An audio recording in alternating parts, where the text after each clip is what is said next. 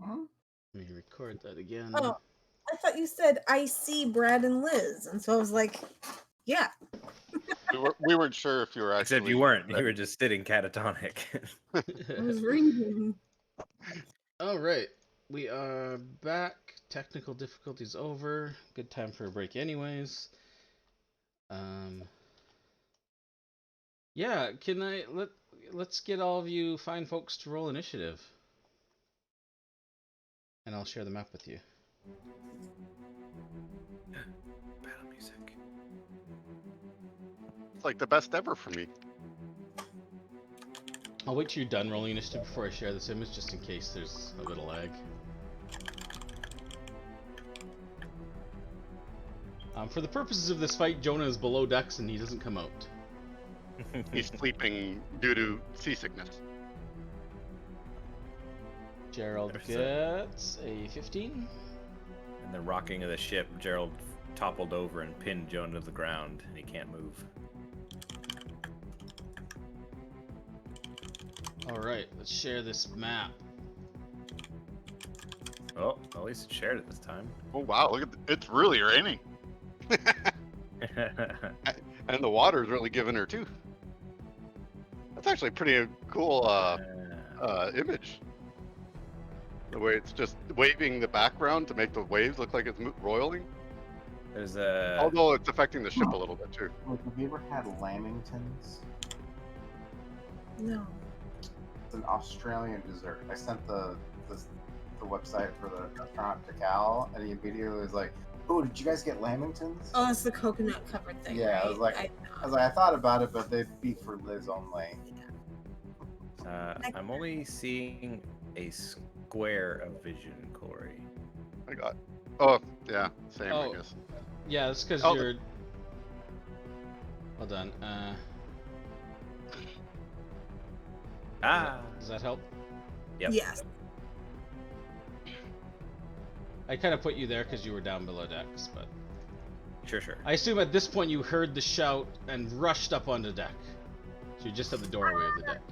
When the wave crashes in and creatures suddenly burst forth. So you can see that do you like my lighting effect? I tried to make it like flashes of lightning. Yeah. I don't know. It's the best I could do. Yeah, I mean, yeah. It works. The problem is I can't set how long it stays bright and how long it stays There's dark. no variation. Yeah, it stays the same amount of time, so I was like, okay, well, I don't want it, like, flickering, but I also didn't want it to be light for, like, 2 minutes, so this is the best I could do. Anyways. I spent way too long just, like, fucking around with this map. I'm like, I wonder what I can do to make it look like it's a storm.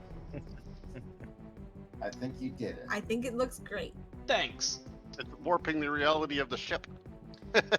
Yeah, you can't really prevent that I know. kind of thing. It's kind of weird, but at the same time, maybe it's what you feel like when you're on the ship. Yeah. God damn it! And I know... Is there supposed to be a Oh. grid? there is a grid, but it's invisible. Do you want me to put it on? Probably wouldn't hurt. It depends if we... Looks... There. It doesn't really show up too well anyways, but now the grid's visible. And we're on all the corners. As I realized that Azaka and Nobody Marissa- is on the Nobody grid. Nobody, really nobody. No, the captain is. Yeah, okay. So, and the rest of the crew is below decks. So is Jonah. So is Zendala. Makes it a bit easier for me. Zendala might make an appearance. We'll see how things go. The top of the round at initiative count 21. Before, oops, sorry, it's not your turn, Blackwind. Before Blackwind, a creature bursts forth from the water, landing on the deck, we'll say right here. It screeches. It looks like a man until its mouth opens wide in a gaping fish-like maw. Looks like that. Demogorgon. Tendrils down at the back of its head. Screeching forth This scion of the deep lands with grace on the slippery deck. Screeches forth a burbling cry. And it says,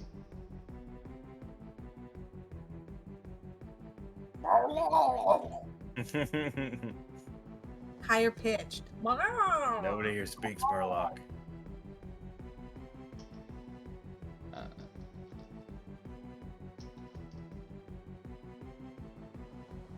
It better be deep speech.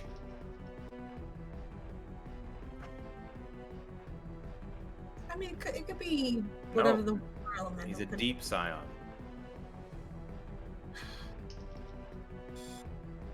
In the name.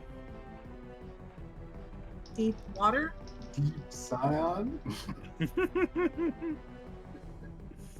Deep creature? I can read that. I mean, I have to pay attention. shout something in a language that you've come to recognize as Chultan. But Oh, it, come on, but man! but it's difficult to understand because of the garbling kind of strange vocalization this creature has. But it lands, and you see it holding in its hand, looks like it's like cobbled together with pieces of like sharpened coral. It's carrying like a large battle axe in two hands.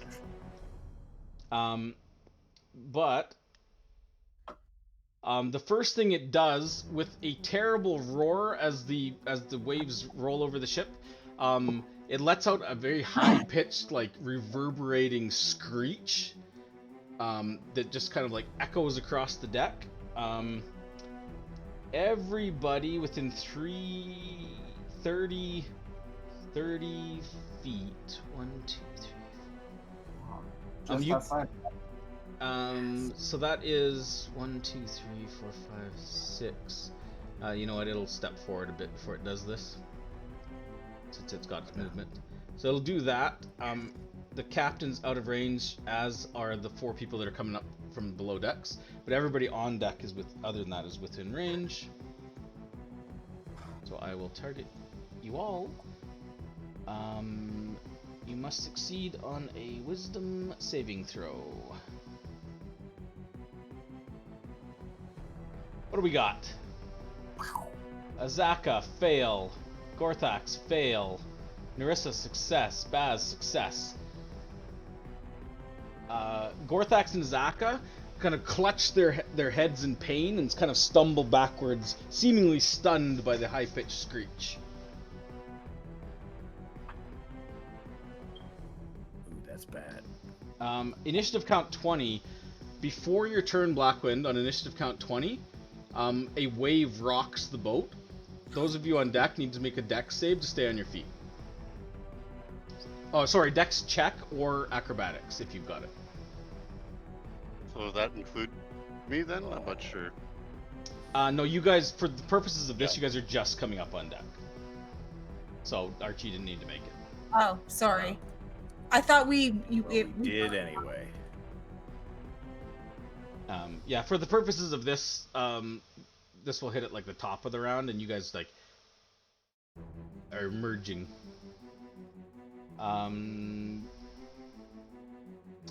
You're all fine. Do stunned folks auto-fail dex checks? Yes.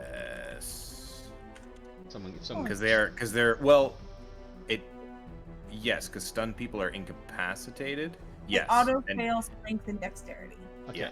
So Gorthax and Azaka just kind of like still clutching their heads. They just kind of like tumble to the ground as the wave hits and are knocked prone as well. Blackwind, you emerge. We'll say for the purposes of this, you use 10 feet of movement to get out onto the deck, and so take your turn now. So far, you can see that there's just with passive perception and the flashes of lightning, the waves that are coming in, you can see that there's movement in the waves, but you can't quite see how many or what's out there. But you see one hostile-looking creature, and you see these 2 guys like down on, like clutching their head like out on the deck. My brains. Okay, so I can move, and I'll move that away, I guess. Oh, and I'll huck a javelin, I guess. Okay. Cha! Oh wow, it was really dancing on that one for a while. Yeah, he's not wearing any armor at all. Doesn't seem to have armored skin. He's just kind of like fleshy, blubbery, kind of fish-like skin. So fine purchase. The creature kind of stumbles back and like whips around, its tendrils kind of swinging in the air as it screeches at you. Ah! Oop, I guess that doesn't work again. Why does it seem like between sessions that button that you move down doesn't work? Maybe it's because it's Probably different. every update. Yeah, I was Yeah. gonna say maybe it's a different combat tracker almost. Yeah, so Archie, we'll say again, 10 feet of movement gets you onto the deck here, so you take in the same scene, see Blackwind run forward and huck a javelin at this thing. What do you do? Sure. I'm just gonna be like, could you just not?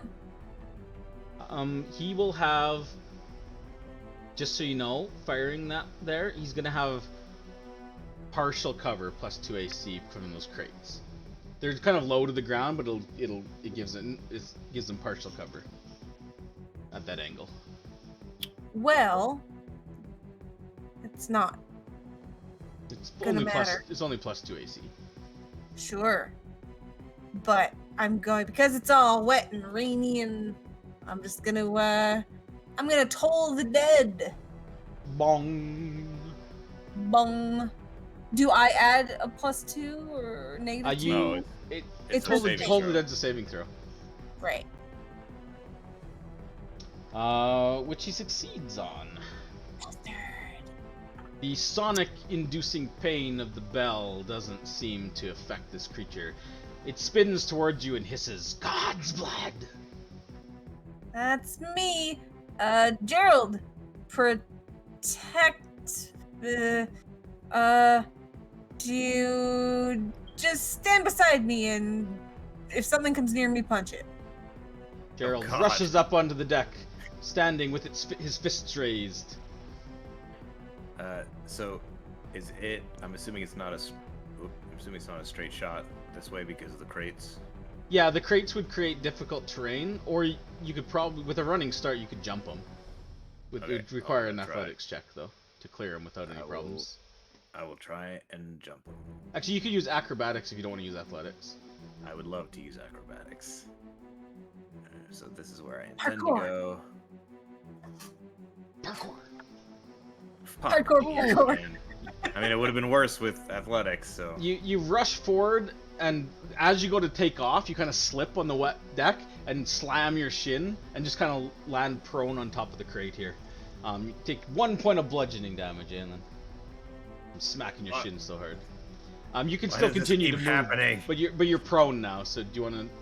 That took most 10, of your 15, movement, 20. Yeah, I can't stand up.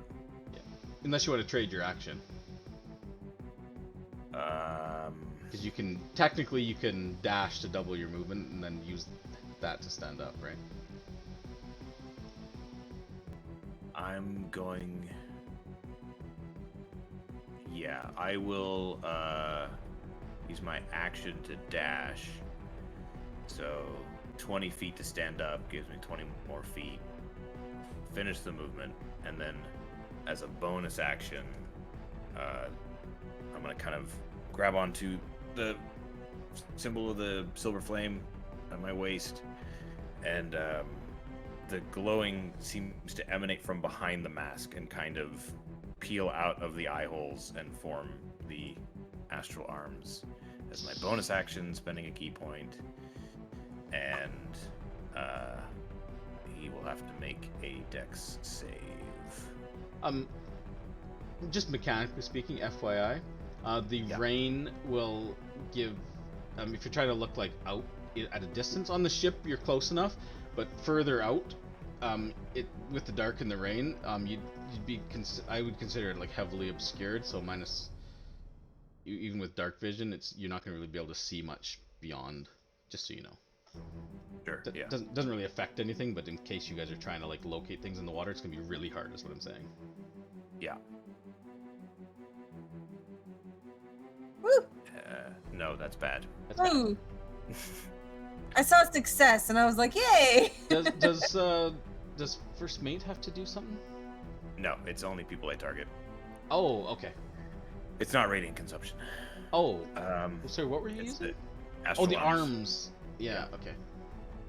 Yeah, and I'll end my turn there. Okay. Ordame has to spend her action keeping control of the ship. So she's just kind of like, she's trying to just shout. She's like, where there's one, there's more. Keep an eye out. Gerald stands around with his fists up. He's This isn't the probably shark 7 man. front. I think he probably moved 5 feet. Yeah, this guy looked like he was riding on the back of the shark. He jumped off of that out of the wave onto the deck. So Okay. the shark didn't come with him. Skateboarding shark on the deck. Gorthax is stunned, so he loses his turn. Does he get a save at the end of his turn, or is it just a set time? Let me just check. Well, if it's a set time, he's fucked. Stunned until the end of the Deep Scion's next turn. Okay. Okay. So he's just stunned for this turn. He does nothing. Just lies on the ground. Narissa. Don't monk shit. She she will. No, she's not gonna do anything fancy on the wet deck. Watching Aelin fuck up the jump, she was gonna like cartwheel over the stairs here, but she's I mean, instead... I could have like transitioned it into a slide and a get up, you know. Sure, sure. I recovered. But I think anybody watching saw that shin hit that crate, though. He's like, you know what? Maybe I'll just walk. Yeah, Well, Narissa you didn't will. have crates in the way. She will rush forward, and she will. She kind of turns to the side, Aelin, you're closest, and she says, kind of quickly, she's like, "They've come for you, it seems." Oh, great. And then she swings a fist at the fishman's face. Not so good. She'll just use her bonus action to attack again, not to flurry yet. With one target, I don't think she'd use it yet. She hits. Hitting him for 7 points. It still says slashing, I gotta fix that. 7 points bludgeoning damage.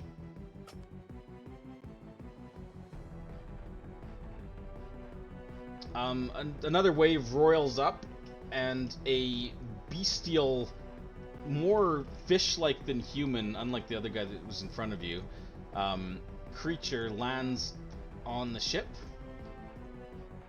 Looks like that. Oh, he's so mad. He looked a little sad. Like maybe he's got like a stuffy nose. Hey, why does he have a human nose? Why That's not? the human part on him.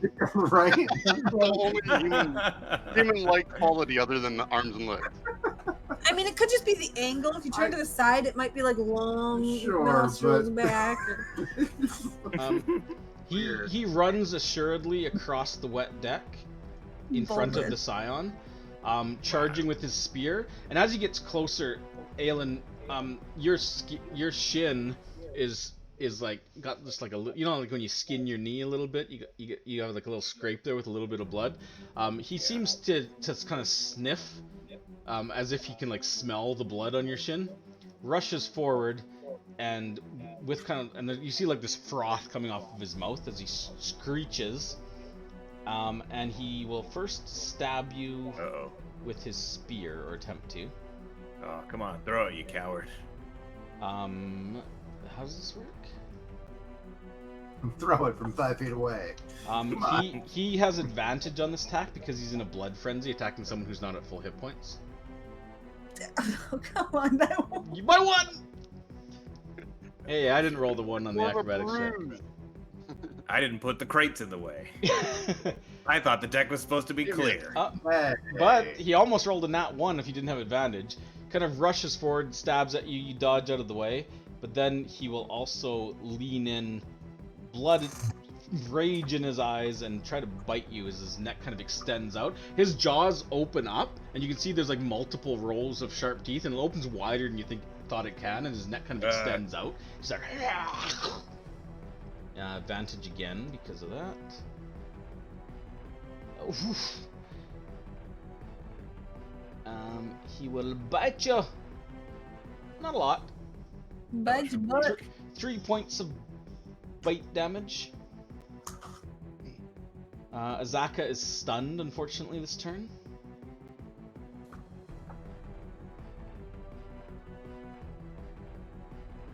Similar to, probably on the same wave that brought that one in, to be honest. Another creature lands. This one looks like the same type of creature as the one that just ran up to you, Aelin, except this one seems she has like necklaces. She looks more feminine, anyways, a bit smaller. She has like necklaces of like seashells and like coral and stuff. And Does she sell the seashells by the seashore? She seems to invoke some power. She cries out in Chultan, and you would hear her shout this. The rest of you do catch the name of Sekala. Suck it, Sekala.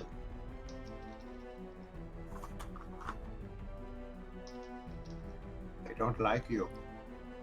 Yeah. I Not don't even in your stupid town.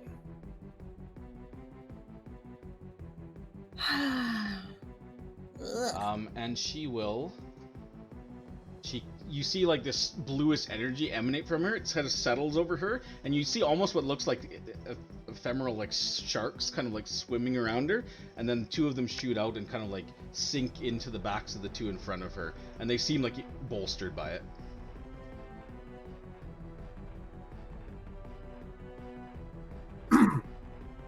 Baz, you're up.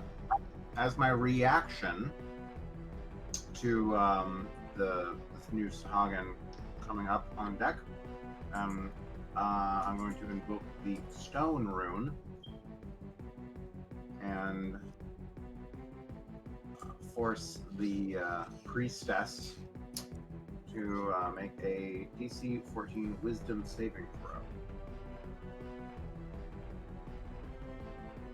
Not sure what the D4 is. Success. Damn it! She blessed herself. God damn it! So as your magic kind of emanates out from the stone rune, you see like it kind of reaches out to her, and you see like almost like like ephemeral jaws just kind of like clamp down on the magic and snuff it out. It's never gonna work. Ah. I mean, it Well, would have got her if she didn't bless herself for it before. I'm sorry. correct. Which means it That's didn't right, work. Corey. So, that was my reaction on Yep. the previous turn. Now, Yep. on my turn, I will use my bonus action to get fucking swole. Okay, let me change your size. There you Here go. comes the big boy. It's morphin' time. I'm gonna step up and I'm gonna swing right down. Hold on, you're not in the square. There we go. Oh, my bad. Now you are. Okay. And yeah, I'm just gonna friggin' bring my greatsword down on this slippery little fish fuck. Nice. Yeah, that'll do. And that's a big old Damn. damage. Cuts down, slashes across it. It's kind of like it's so focused on Aelin, it doesn't even notice you coming as you just like It's a hack down giant his back. fucking He elephant. just kind of like reels, stays on his feet though. Big gash. Where down did his that come from? And I'm gonna swing again. back. Nice. Nice. Oh, that'll be enough. Well done. 31 points of damage as you just lay into this guy, hack him down once. Just as he turns to kind of react to you being there, sword comes down again, splits him open, and down he goes. I'll move over. One more, and just actually no, I'll sort of move down, kind of interpose myself between the other creature and Aelin. Okay. Don't end your turn manually. Okay. If you're done, are you done? Yeah, that's my bonus action, movement. Yeah. Yeah. Okay. Yeah. All right. There is a roar as a very large creature like the others, but with 4 arms, almost as big as Baz, just like slams shit. onto the deck. He's got 4 arms and is probably like 9 feet tall, just rippling with muscles. Opens his mouth and just lets out a roar to the sky. That's in front of me. And steps over here, looks down at you. He growls something in a very guttural voice in Chilton.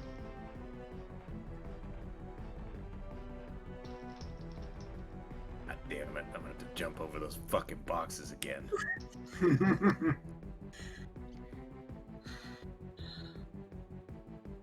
What now? Only Fucker? difficult terrain just to cross them. Not to mention with your movement, you can make it anywhere. Kind of No growls. style. Yeah, so he kind of growls this out at you. Doesn't like yell it. He kind of roars, steps forward, just kind of like gutturally, just kind of like the rumbly voice comes out as he steps forward to you, Archie. And then he will take the trident he's got.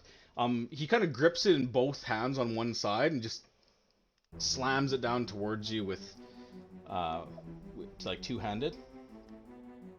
Sure. You aren't wounded, right? Nope. Okay, no blood frenzy on you then. That'll be a 15. Healed. Okay. Shield comes up just in time. There's just like this golden spark as this scimitar this trident just kind of skips off the shield at the last minute. Scraping sound. So as a note, on my end, you're just like, as he comes up to me, I scroll down my list, I open up the effect for shield, and I'm like, and you get this ready.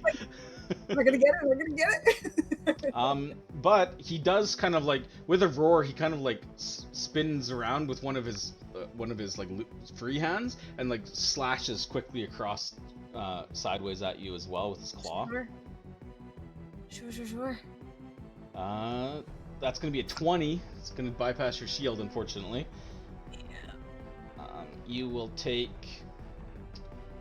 11 points slashing damage as he rakes across your chest, and then he leans in, tries to follow that up. This time you see his mouth start salivating as the blood comes out from the slash he just gave you. So with advantage, he will try to bite you.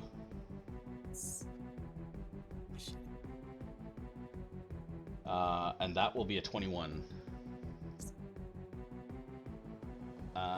For 9 points piercing damage as he bites into your shoulder.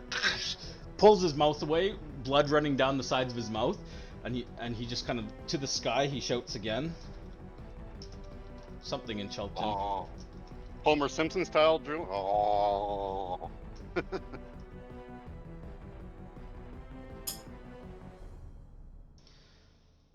Another creature slams onto the deck up here and rushes over to Ordame.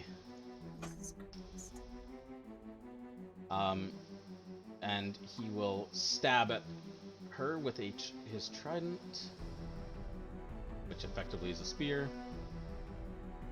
Oof, that'll be a hit on Ordame. Ordame takes 7 points of damage, and she kind of like lets go of the wheel, and as she does so, the wheel kind of spins and the boat kind of lists a little bit, and she's like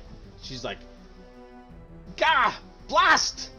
She's like, could use a hand up here, as the guy slashes with his claws as well. But that'll be a miss. Technically he had advantage on that, because she's bloodied now. Let's roll it again. Still be a miss. Couldn't have Another rolled that. creature following the big one lands on the deck. Does something, and kind of a glow of bluish light appears in her hand, and she kind of like directs it at the back of Baz, and it looks just like a hammerhead shark, just kind of like fires out rapidly and to slam into him. Why? And oh, it teetered to dropping on the 20, and then went to 8 instead. Yeah, it just flies past you at the last moment and misses you, dissipates in the air, whatever she cast. Another one lands on the deck up near where Ordame is. Kind of moves up here, and she kind of, because she's up above a little bit, she kind of surveys the battlefield, and then she seeing that the big one seems to be taking care of Archie, kind of points down towards Aelin, and invokes something. Come on.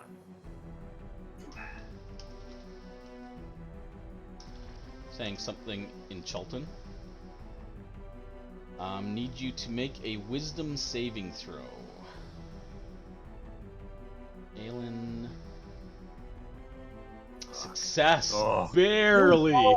For a moment, these like large, it looked like a pair of shark jaws kind of like wraps around you, squeezing you tight, and you just kind of like, almost like force of will, just kind of like with your spectral arms, just and shatter the magic. You have a feeling it might have held you fast if you hadn't succeeded. Oh, that wouldn't have been the worst thing, I guess. Top of the round, the Deep Scion's next. It will turn to Baz, who just slew the guy next to him, and swings at you with his coral battle axe with a bless. Still not enough? Or did that... Oh, there it goes. Yep, misses you, rakes it off your armor. Will swing a second time with that battle axe. This one's enough to hit, using it two-handed. Does 11 points of slashing damage. That'll be its turn. That brings us to Blackwind. Top of the round, the Ordame has let go of the wheel. The ship rocks precariously. Actually, hold on. Yeah, because Ordame let go of the wheel. So it continues to rock precariously. I need everybody on deck to make a dexterity check or acrobatics. Otherwise you could fall. You're fine. You're fine. You're fine. Barely, Gerald. Jesus! You guys are like, oh! Yeah! Everyone stays standing so far. Yeah, you're all good. Good job. Those two are still prone anyways. Oh, I rolled a save by accident. That should have been only +1 on there. So I actually got 8. Oh, okay. So Blackwind, you will fall. You'll be prone at the start of your turn. But Gorthax is no longer stunned because the Deep Science turn ended, and same with Azaka. But yeah, sorry, Blackwind, as the boat shifts suddenly with her letting go of the wheel, you find yourself slipping on the slippery surface and fall prone in your square. Narissa needs a quick roll. Narissa is fine. She stays on her feet. The other two are already prone, so that brings us to Blackwind. It's your actual turn. So unfortunately, you fell right before your turn started. But what do you Stand do? up. Stand up. No Stand longer up. prone.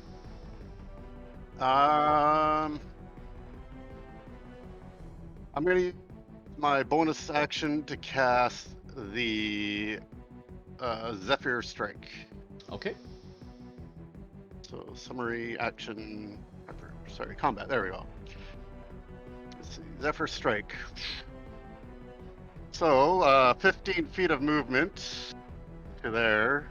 Sorry, no, actually, to there, and then with the bonus, or the movement addition, I'll move next to this witch here.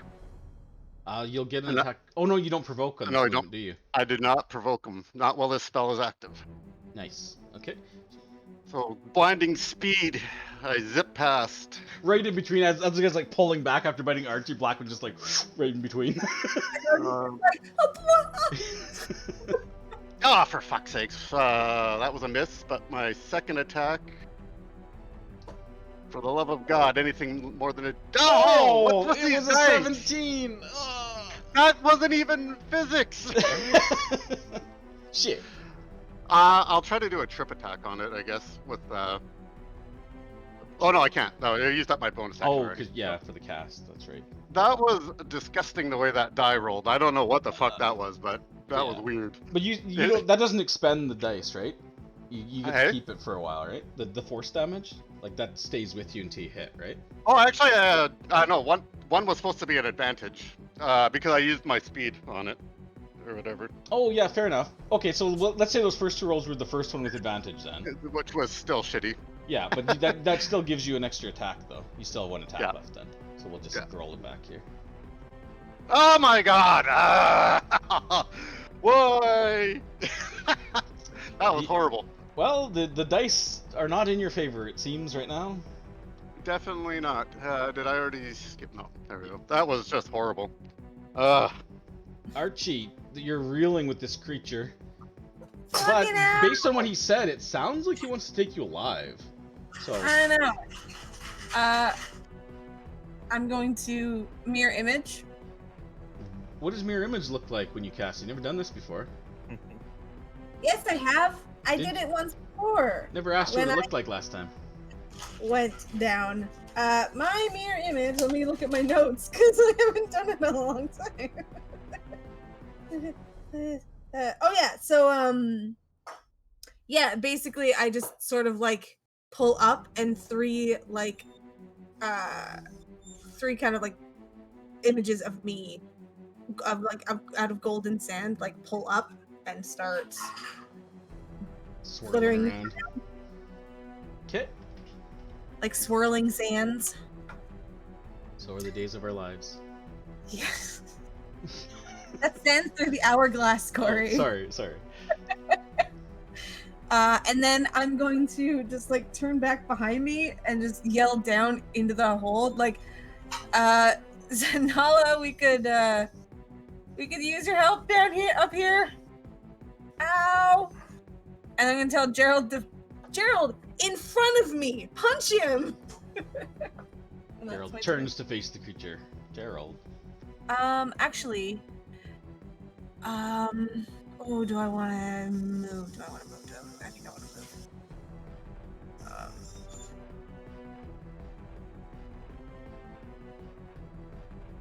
I'm actually going to run over here. Actually, I'm gonna go the full 30. You'll take an attack of opportunity.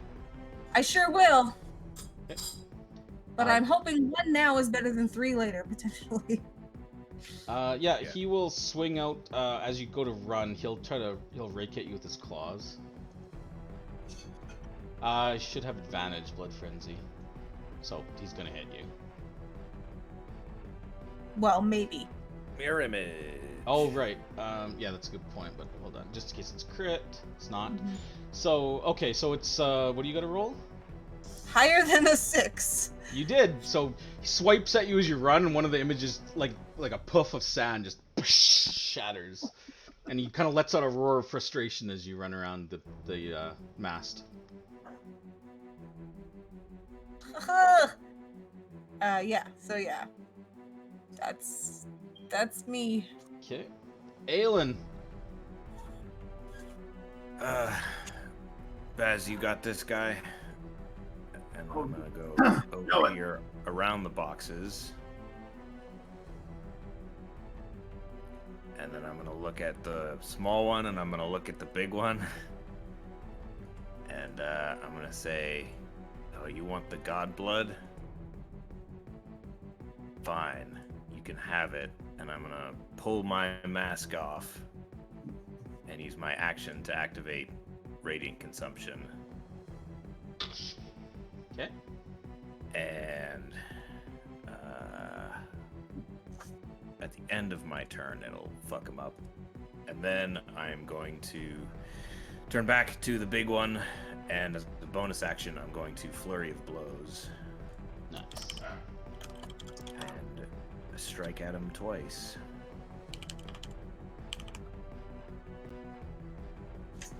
Oh, critical hit. Nice. He will also take an additional 5 points of damage that I'll do right now. On the radiant consumption. Nice. Oh, Not as good. Not as good. But then he and the other one and myself will take the AoE damage. okay, which you resist down to 1. Yep. Nice. The other two get scorched a little bit. Yeah, that was a nice blow. He kind of like turns his back from your sister and looks towards you with a sneer on his face. Ordame pulls like a cutlass off her belt with her left hand, grabs the wheel with her right, and to kind of steady herself, and then lays into the Sahaugin in front of her. It's a hit. 7 points of slashing damage. Oh jeez, she's got 2 attacks too. She will slash again, hits again, for another 8 points of slashing damage. So she's holding her own. Actually, don't need help up here. But she's not able to use her action to steady the ship, though.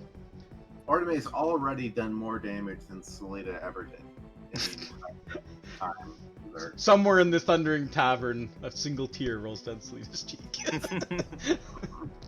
A single venomous tear. She steps forward, or not she, Gerald steps forward and punches the Sahaugin. Punches him. That'll hit. Good job, Gerald. Gerald. Nice, max damage. Nice.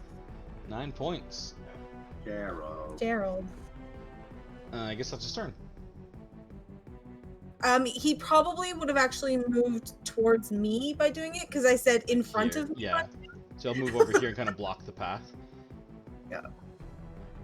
I mean, you can go around. Another priestess-looking thing hops onto the board.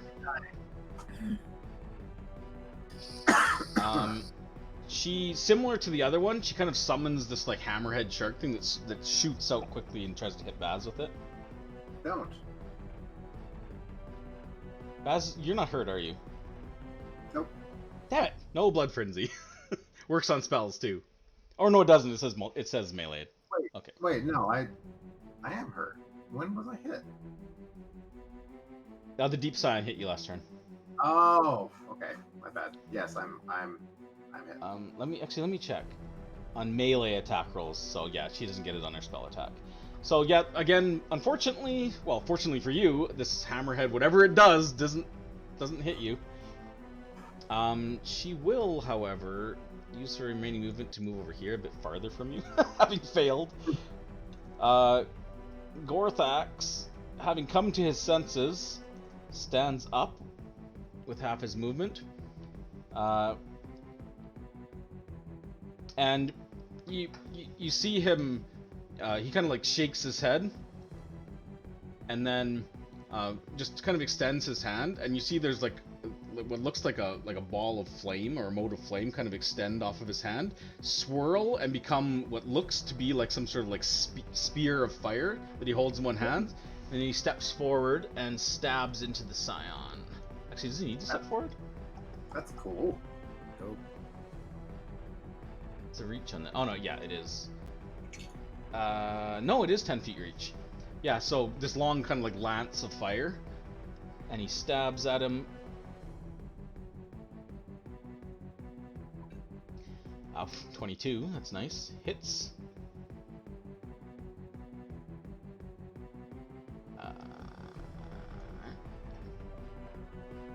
Dealing 8 points piercing plus 2 points fire damage to the Scion. It's only single attack though. Narissa.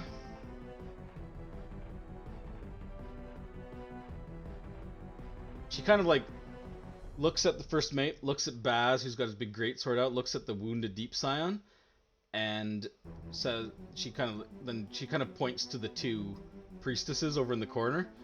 She's like, "You've got this, right, Baz?" Kind of like Aelin did.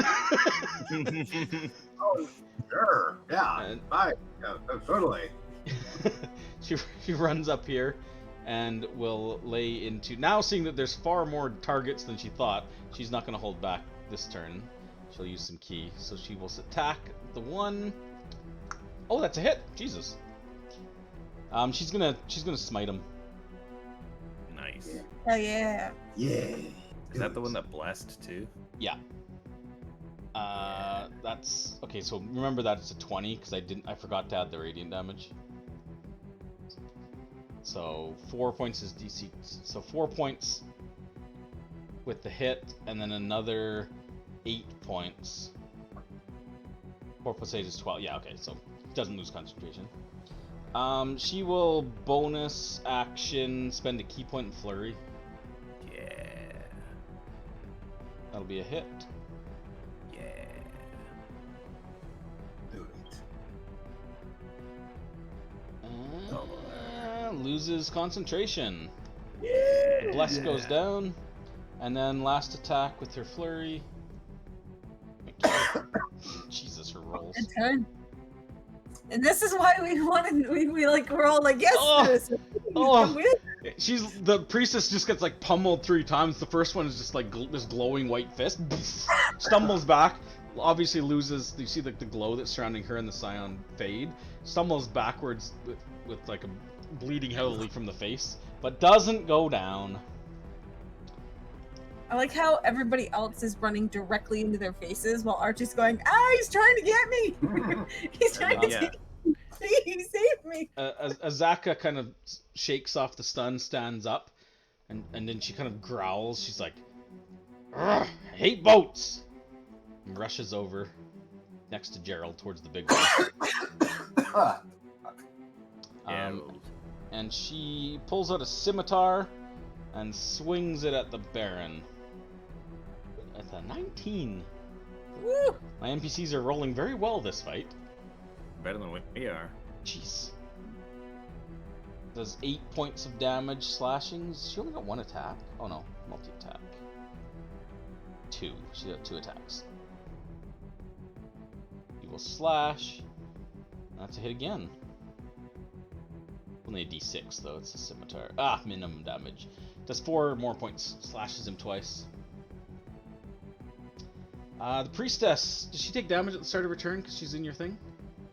Or is that No, your it's turn? at the end of every of my turns. Okay.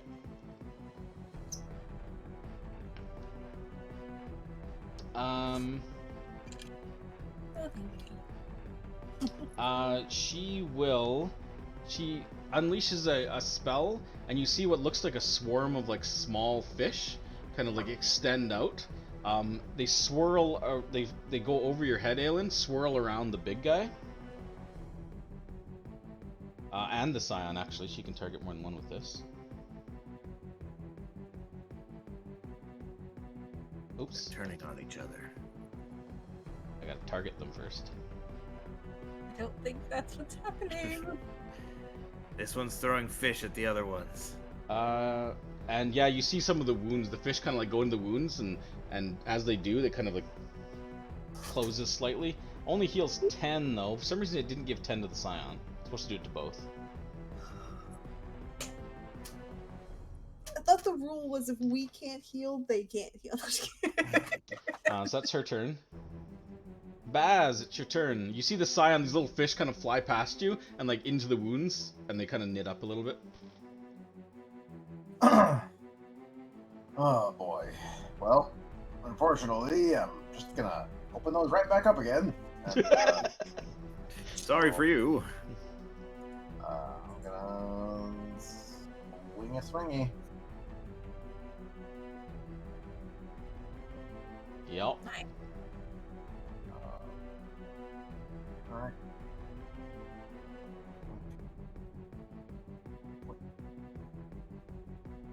Ooh, Nice. Every Jesus. rolling is so great. Great weapon fighting with great swords. So good. Ugh. Good thing he got healed. Swingy, swingy. Ah, action surge. Oh shit. Yeah. Yep. Nice. Oh god. He's not looking good. He's kind of reeling a bit. Oh, that one. Come on, that was cocked. That was so That was cocked. so cocked. Most cocked dice I've seen. At least he didn't defy physics and like bounce Flick back. backwards in a weird way. It's like I don't want that flick. All right. Alright. Fortunately, enough. the Sahaugin's gonna have a decent few turns here, because after you, unfortunately, is a few of them. Yeah. Alright. Well, good luck. Good, good luck. Have fun. Are Are you ending your turn, or am I doing it? Hold on. Bonus action, second one.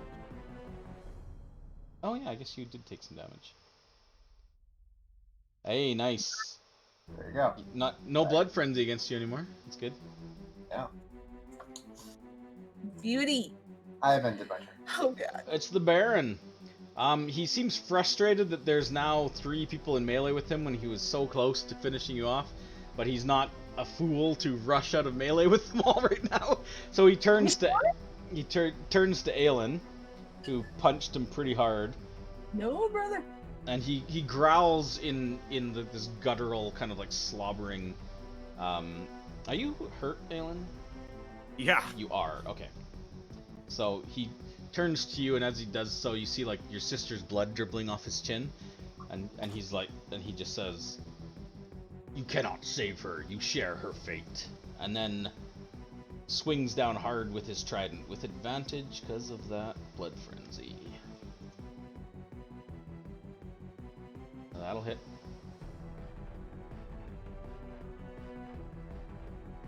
Oh, so low. 7 points of damage. As I almost snake eyes his damage dice. He will Okay. he will slash at you with his claws as well, again with advantage. That blood frenzy's a bitch. Yeah, that's insane. Another 8 points slashing, and then finally follows it up with a bite. Like all you have to do is get hit with one. That'll be a miss. That's insane. That's his turn. Shit, right? Sahaugin on the ropes here, but he's gonna attack Ordame. Misses. Then Woo! he'll do a bite. Second attack. That'll be a hit.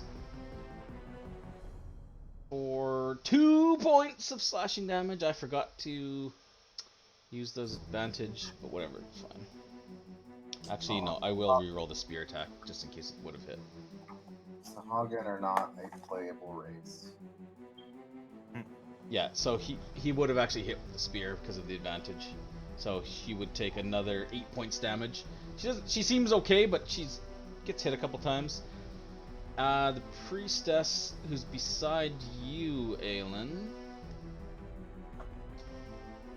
Oh, who healed last turn? Must be the one by Blackwind. Ew. Or maybe not. Oh, yeah. Did they have the range for that? They did, yeah. Okay. Oh. Let me check that actually. 60 feet, yeah, they did. She will. Alien, why you gotta be next to her? That's what I do.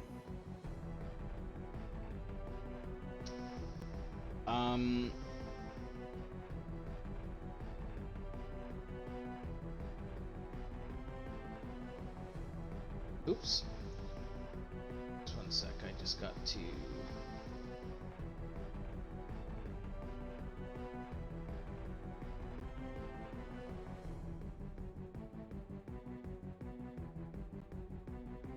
He summons a goose. No, Goose. she Goose for the gander. she very quickly just kind of like swirls her hand, and you see the rain kind of swirl around and become what looks to be like a floating kind of ephemeral piranha, and the piranha floats over to you and tries to bite you. What the fuck? With a 22. Aelin, you will take 10 points of force damage as her spiritual weapon in piranha form slams into you. That's fucked up. So it must have been the one over in the right that cast it. I just got mixed up whose turn it was. So this is Blackwind, also in melee. She is going to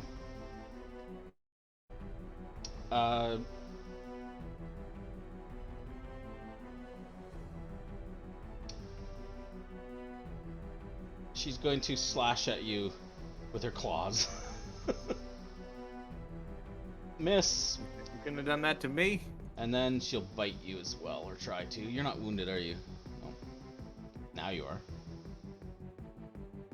Blackwind, you take a bite, 2 points piercing. Are you concentrating on something? You succeed either way. Oh, you're Zephyr. Zephyr. Yeah. It's the end of her turn. Deep Scion to go. He's not blessed anymore. He's wounded. He will multi-attack. He does not have Blood Frenzy. Yeah, he's gonna lay into you, Baz, with his battle axe, or try to. No bless this time, so that'll be a miss. And second swing, that'll be a 25, almost crit you. Slashing damage, 14 points of slashing damage as he maxes the die. Third round, Blackwind, you're up. Gotta start swinging that action economy and killing some of these guys.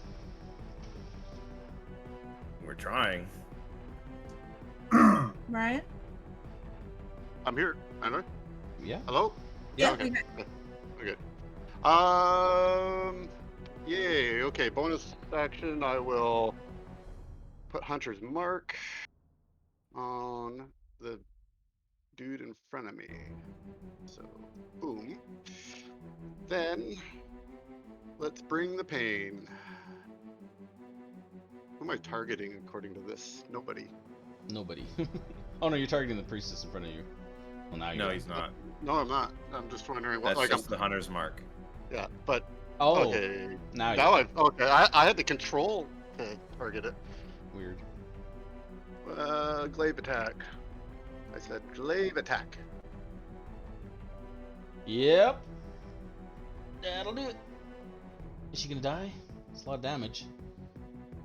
Oof. Rolled low. Yeah, not the greatest. Second attack. Oh, I thought that was gonna be 20. Nice.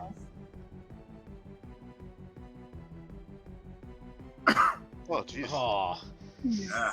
still At least 20, you're hit. 21 points of damage. She's looking hurt.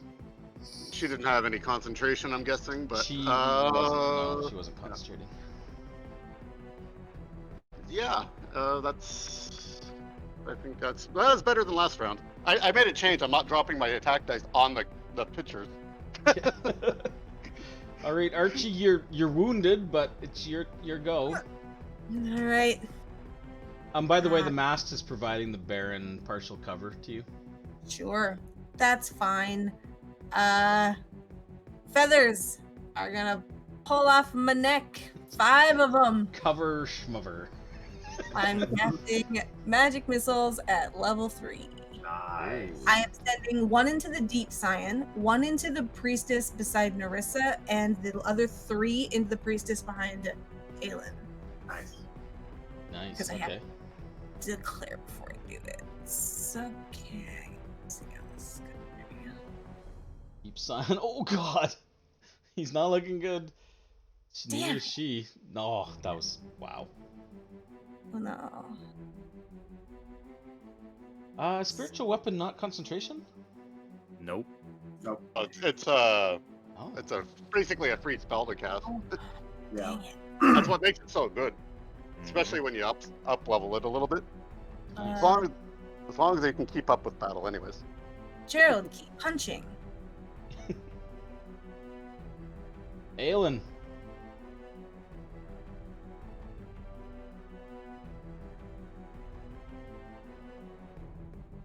Yeah, I'm gonna keep attacking the Baron. Yeah. Nope. Second attack. Come Probably on. not. No. Bonus action, flurry of blows. Aye. That'll do. And I'm gonna spend a key point, stunning strike. I was wondering if when that was gonna get busted out. Yeah, I meant to do it last turn and I forgot. Stunning strike, rolling a save. Oh no. Oh, that's a success. Oh, it's a Oh. con save. Okay, Yeah. that makes sense. I thought it was a wisdom save. I was like, a 9? That's not gonna do it. Oh, barely got him, but got him. And I forgot to add the radiant damage to that last attack, so he gets it on this one, and another stunning strike. Okay. Ugh, you got him on the ropes. He's not looking too good. Beat him pretty good. That'll no. No, resist it. He's too tough to be stunned. Ordame still can't get a hold of that wheel, so she's gonna take a swing with her scimitar and try to finish this off so she can stop the boat. Sorry, Corey. Hmm? I gotta do my radiant consumption damage. Oh yeah. Him, me, and myself. Alright. Done. Okay. Alright, Ordame will slash with her cutlass. Jesus. Kill him. Probably will. Is that Kill enough? buddy. Yep. Yes. Sahaugin 1 gets slashed down. She still can't take an action, but no other targets. Actually, no, she's gonna huck a dagger at the priestess this black one's fighting too. Just grabs it off her belt and throws it.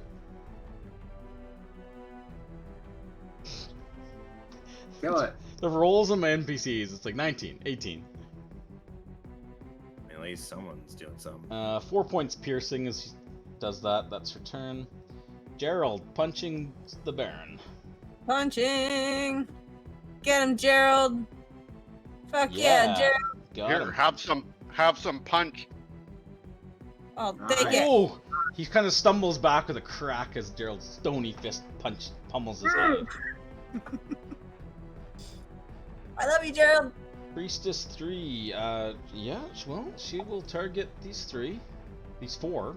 Oh wait, how many people can I target with this? Oh yeah, she can do that. Who's she targeting? Nobody right now. Oh yeah, targeting Deep Scion. This one, this one, this one.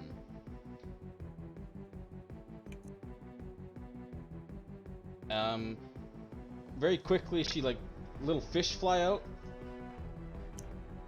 and healed 4 guys a little bit, not much.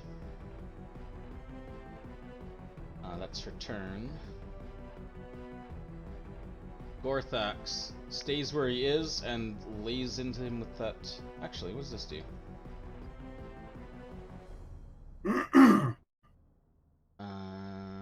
15-foot line. He'd have to hit Narissa. Okay, he'll stay where he is. He'll just lay into it with his fire lance, the Deep Scion. Yeah, that'll be a hit. Kill him. Kill him. Kill him. Pretty good. Yep, 17 points of damage. God, he rolled high. 12 points piercing and 5 points fire, and just Wounded by 1. puts it down.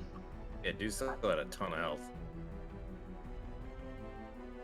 Okay, Deep Scion goes down, screeching as he burns. The first mate kind of like steps up here, just kind of like swings this like fiery lance that he's got in his hand, and he's like, "Any more, you bastards?" Oh god, I feel very exposed now on this side of the boat. Narissa continues laying into this priestess. I have a feeling the snowball is beginning. As I roll a nat 1. I'll try the bonus action hit again. That will be a hit. I didn't say I was flurrying, so she'll use a second smite. You want, yeah. Puts it Nice. in.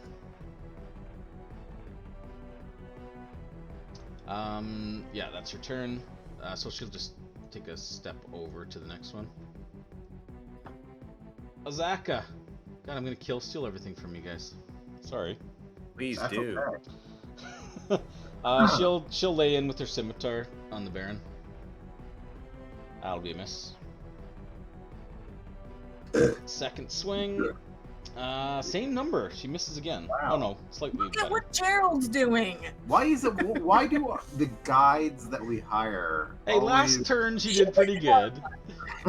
After falling prone and getting stunned for a round. But then, Fair like, enough.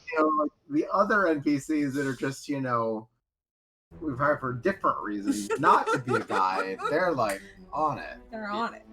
Like, I'm why gonna don't- talk with Joe Ball. All right, Baz. All right, Baz. You're gonna step into the radiant consumption if you go there. That's okay. Fine. It's at the end of my turn. Okay. I'm gonna freaking lean into this priestess. Get the wench. I already giant smite. Yeah. Yoink. Nope. The dice Attack again. seem very swingy today. Yeah, that'll hit. With this one, does this one look like it's hurting? It's kind of hurting. A little bit, yeah. Yeah, I'm going to invoke the fire rune. Uh-oh. Yes.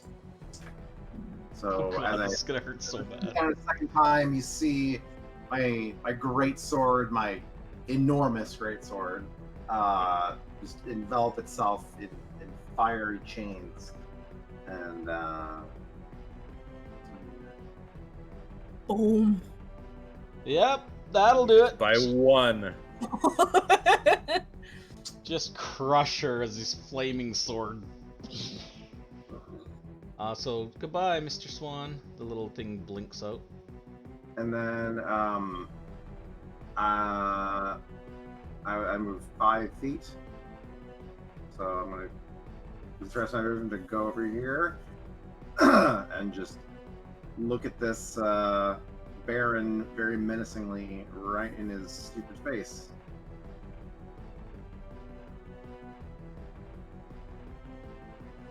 Is that your turn? Yeah, that is my turn. Boom. Okay. The Baron watches you slay the priestess and move over and look at his stupid face. And he kind of like seems slightly conflicted. Looks down at Aelin, looks back to you, looks down at Aelin again.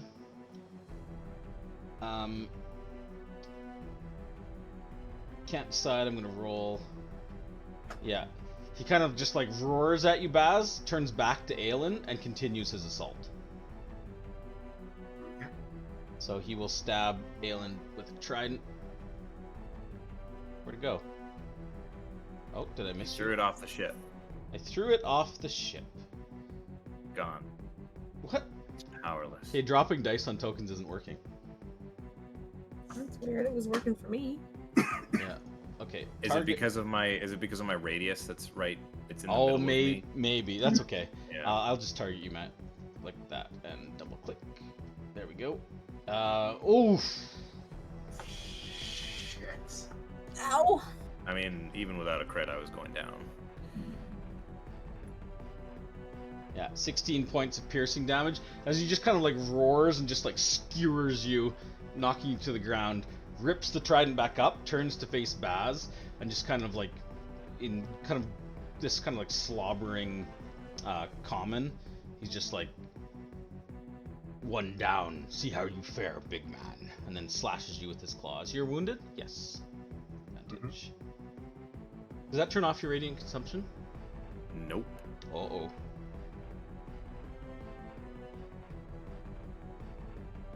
That'll be a hit.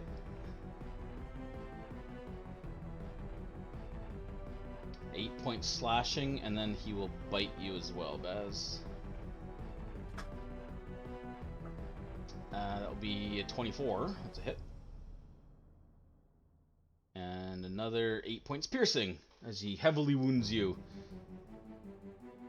Okay. Sahaugin Priestess. Damn it, Blackwind, you have to be in melee with her.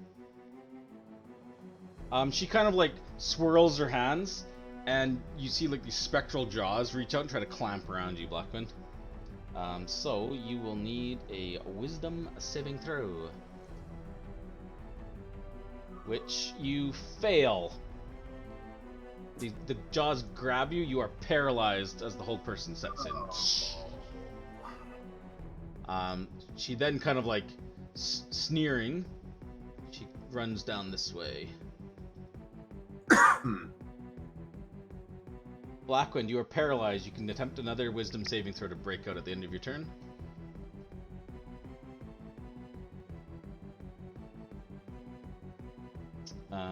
Nope, you are still paralyzed. Archie. Hey, that's me. I don't like it. I'm gonna. Shit. All right, I'm going to run up behind my brother.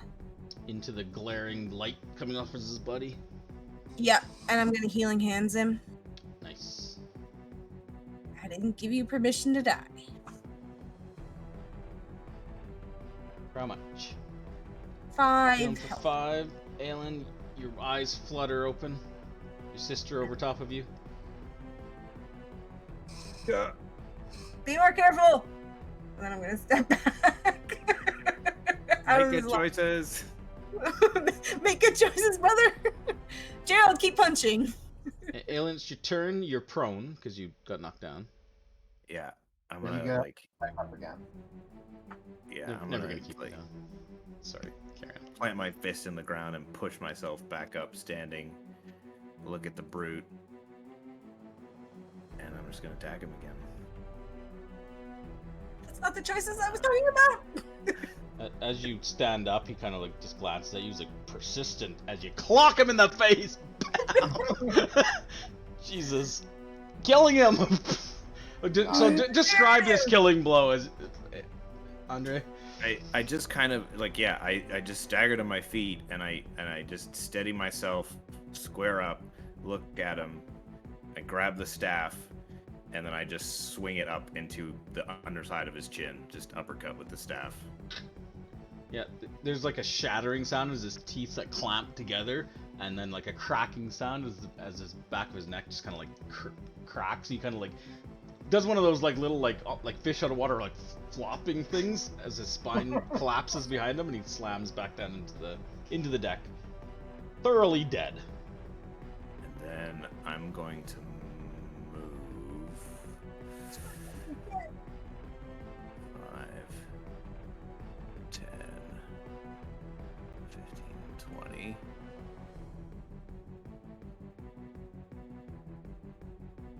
And I'm Whoops, going sorry. to Okay. I'm going to throw Ouroboros at the priestess. Ooh, careful. You get a +1 with that. Yeah, I don't have it set up, so I'm just going to use a regular. Or actually, I do. Never mind. Right here. We use your Priestess dex. targeted. Yeah.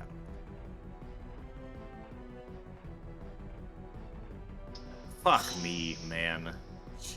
Nat 1. Your hands still unsteady from just being recently knocked unconscious. You whip the dagger forward, and it kind of ricochets off the side of the stairs here, and kind of goes like sliding across the deck that way. It's in this square right now. I just kind of sigh, and then as a bonus action, I put my mask back on, and I end the radiant consumption. Okay. And that's the end of my turn. Ordame seizes the wheel and steadies the ship. Gerald. He just slams down into the body of the Baron. I guess you didn't tell him to do anything else. I told him to keep punching, so he's going to keep punching. Sure.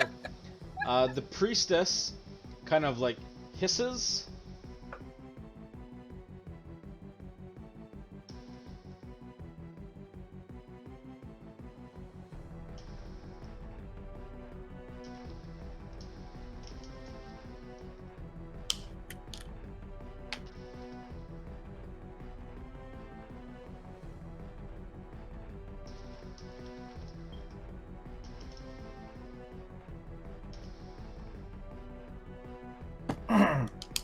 Yeah. I'm assuming he's typing now.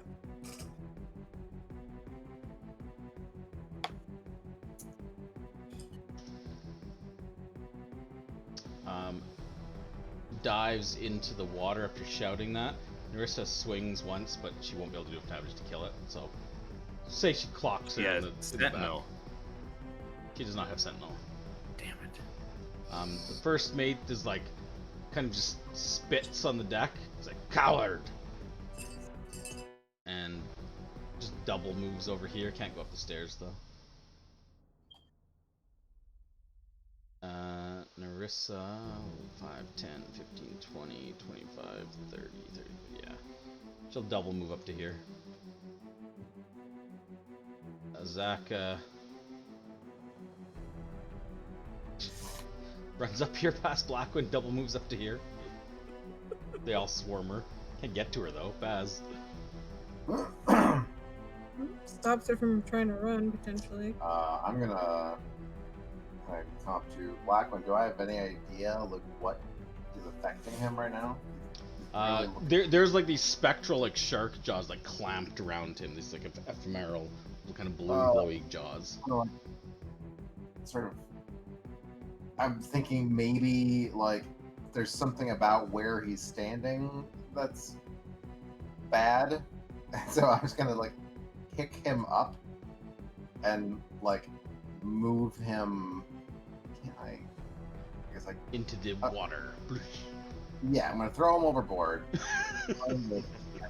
No, Learn to swim. and sort of like while paralyzed. put him like in, this square. Sure. Thinking Yeah, maybe- moving him over. He's just kind of like still kind of struggling to even move, other than like blink. Just kind of just stands there. I was like, oh, sorry, Blackwind. I was hoping that would work. Hoping that would do something. And yeah, I can't even. Yeah, that was my action to do that, so I'm not gonna try to get down there. So, yeah, that's my turn. The priestess attempts to flee. Let's see if Azaka kills her.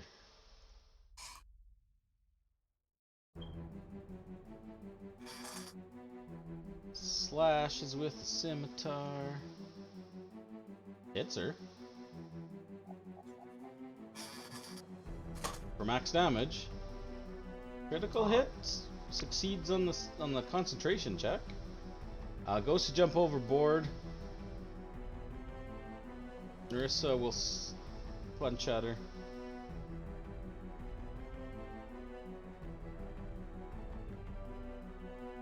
It's a hit. You can smite on that too, can't you? She can, but she doesn't need to. Hey. Blackwind's no longer paralyzed, and she just goes to run, and Azaka slashes her and kind of stumbles, and Narissa just like punches her in the side of the head, and there's a crack as she just falls and tumbles over the side of the boat. Nice. And that will take us out of initiative, as the threats have gone. Stumble over and pick up my stupid dagger. It's got a weird shape. It's not balanced right. Ow. Yeah, Ordame just kind of holding onto the wheel, and she's just like, "Good job. We lose anyone?" I don't think so. Oh, by the way, I can become huge. Sorry if that's weird. She kind of like gives you a bit of a thumbs up. She's like, "You already seem pretty big." Yeah, well, yeah. Archie runs headfirst into the mast. Going around it. Thunk. I know. I just thought it was funny because your arrow went right through it. It stopped me. We don't need to use the map anymore. We're all good. No, but it's so cool. I know. I'm holding on to Gerald. He's still punching. I'm gonna give the rope of climbing to Aelin. It's like, here, if you feel like you need to steady yourself, you look like you definitely took quite the beating. Yeah. Thanks. Thanks, Aracelis. Yeah, stop doing that. Speaking of, can Got 'em you off give you, me a right? con save? You Yeah, went down from a gonna be crit. bad. You went down Yep. from a crit, right? Yeah, so you're automatically injured. So is there Oh, a no. point to make the save? Actually, sorry, no. Are you automatically injured? Or is it a threshold or something? No, you automatically take the level of exhaustion. That's what it is. And then there's a higher No. chance of being injured No. because of the crit. Is that wrong? No. Do I know my own rules? Drop No. to 0 from a critical hit, increase base DC +5 automatic injury. Automatic injury, What's yeah. what's the DC then? Another injury? No, for the exhaustion level. You still roll for the exhaustion level. You just automatically take the injury, but you have to roll for the right. exhaustion. Right. So it's a con... You went down once. 15. So it's a con 15 or take a level of exhaustion in addition to an injury. Yeah. Yeah. So you will have level 1 exhaustion, which isn't too terribly bad. Yeah, I already feel exhausted. I need, however... It's not what I want. I want... It's rules, let's find out. You should make the table for injury in the game. You can do that, can't you? Let me roll a D8 and a D12. That is true, I could make it in the game, but I didn't. So, yeah, give me a D8 and a D12. 8 plus 4 is a 12. So the trident pierced your side. It's going to give you... Apparently it's like a coral trident. You know how coral gets infected when you get scratched with it? Well, Sure. that seems to be what's happening. You're going to take a lasting wound. Roll just a d6 for me. 2. So your injury is actually to your right arm. So that'll increase the injury threshold by 1 to your right arm, and you'll have a lasting wound. So you may ask, what does a lasting wound do?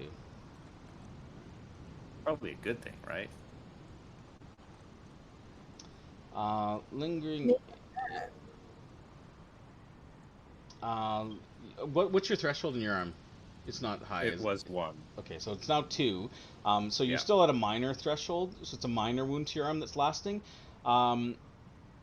Your hit point maximum is reduced by amount equal to half your level rounded up, so 3, until it's healed. You can't heal those 3 points of damage.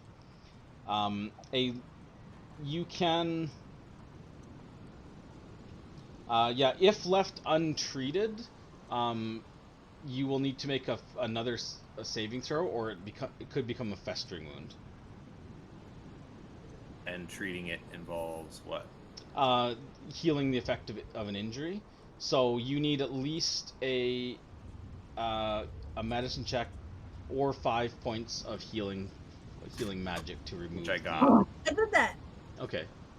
I did 5 points of healing magic when he was down. Does that count? Since that's what brought him up? I Oh. guess. I mean, if not, I'll just do it to myself. Sure. Yeah. So yeah, a minor only takes 5 to remove. So, or a DC 10 medicine check on a quick rest, whichever you want to do. Well, so did the 5 from Aracella's count, or does it need to be an additional 5? I'm on the fence. Like, does Because it you don't even know what occur- injury you have until the fight's over. But I got Technically, the you don't injury have it, from going down. Yeah. but you don't get the injury right. till The after reason big the combat. reason it doesn't kick in until after, we just assumed is like adrenaline. Once the adrenaline wears off, you realize you're wounded if you're going to be wounded, right? So that's why I don't roll during combat. So Right. so yeah, the healing magic would have eliminated the festering. It would have cleansed that kind of whatever bacteria that was on it. So yeah, you won't. So ignore that hit point reduced. The effect is gone. The threshold remains, however, and the exhaustion Right. remains. Yeah. We should get under. We should get inside. Does the storm still as strong, or does it seem to be abating? Does it seem like they brought it, or It doesn't seem like it.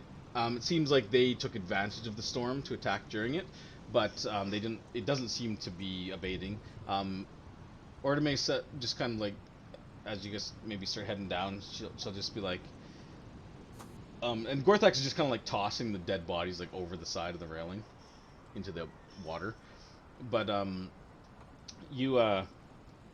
yeah, she'll just kind of like shout down, and she's like, "Don't think they'll be returning with the Baron dead, but well, this storm might last a few hours yet."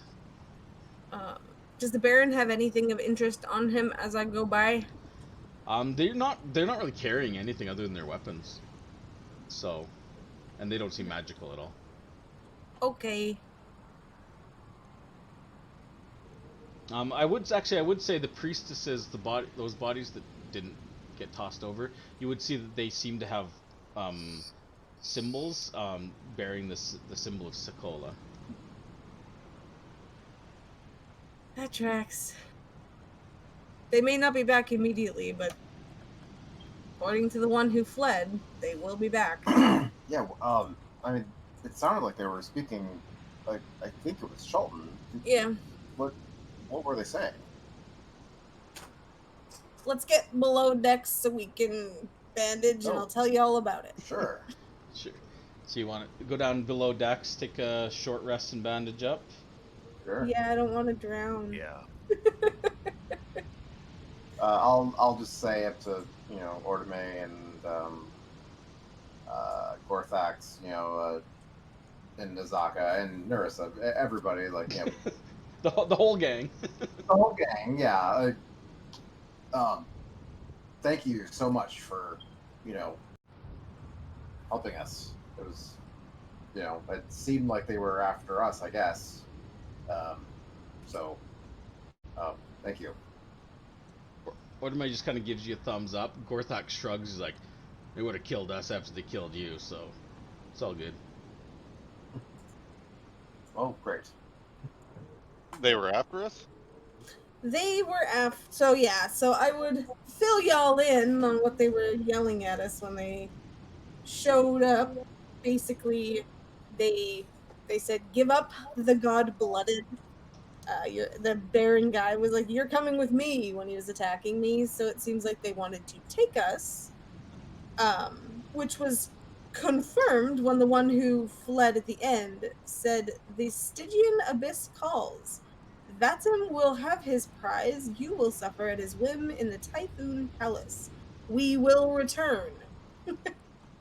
And then promptly got smacked down and killed. No, that was that was the one that got away. That was the one that got away. You're right. One got away. One freaking jerk got away, and that's the one that said that. Yeah, I'm like, okay, why is this place? Who, what, where, when, and why? Well, the rest Vatim of is the them, new Sakola prophet. the rest of them were praising Sakola while they were attacking. So, and Vatim is the avatar, or like the high dude of the guys that worship Sakola, of the shark people. Vatim was the one who took, like, when we'd asked about it, they had said that they were never this like feverish in this stuff until he took over, and since then they've sort of upped the, what's the word, zealousness of Zealotry. zealotry. So yeah, it seems like the Typhoon Palace is where he resides. With the Stygian Abyss, I don't know what that means. Does that mean anything to me or anybody? Have we come across that at all? That phrasing, the Stygian Abyss, or Stygian, like Narissa would pipe up and say that she's not an expert, but she's dealt with Sahaugin before. They often refer to the Stygian Abyss as like the lower depths of the ocean. Oh, that makes sense. Okay. Do we have any idea when this I forget his name already. Team. The The team. team guy kind of came into power or sort of rose to prominence. Would anybody here? Azaka can speak to that. She would say that the team.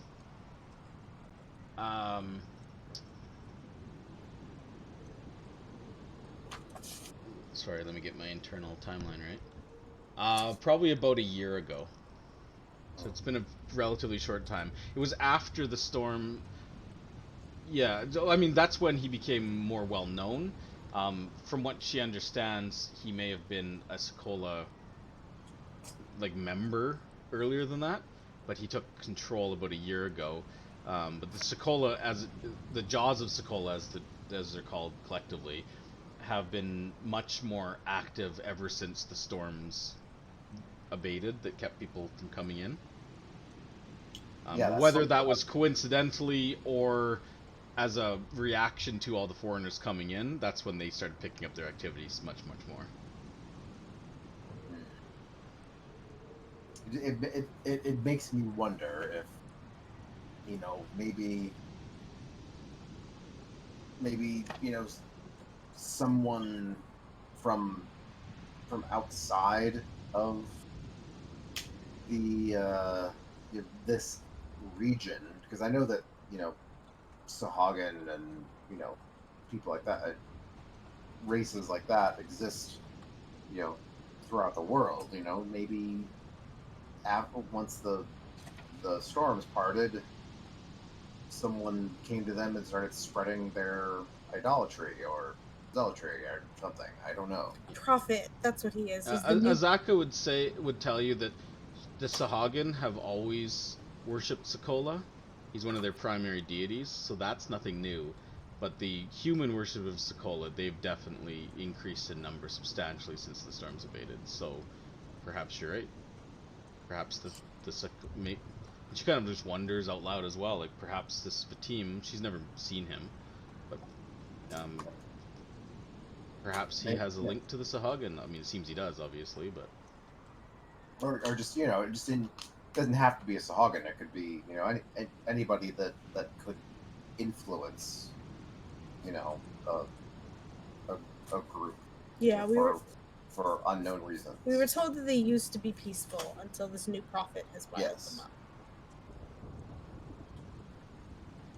up. Something.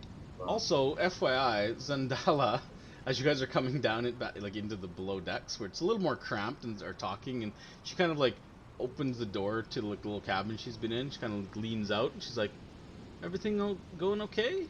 And she like looks you over, like some of you are like bloody and bruised. She's like, "Oh, what happened?" Oh, kind of got attacked up on deck. She's like, "Oh, but, is everyone okay?" I mean, obviously you're not looking at your wounds, but Aelin kind of took the worst of it, but she's like, okay. I'm so sorry. I was just so tired after the long day. I was asleep. The storm. I didn't hear. I'm sorry. Oh, it's all right. Nobody's dead yet. I'd say that's the insight roll in. You know, our Jonah was also pretty wiped out from the day. But you know, it happens. Do we tell him? Jonah, who kind of like stumbles in, you see that he's kind of like looks like he's been like jostled about a bit. He kind of points to like a porthole off the galley that's broken, and the corpse of a Sahaugin. He's like, "No, I was busy down here. That thing crawled in through the.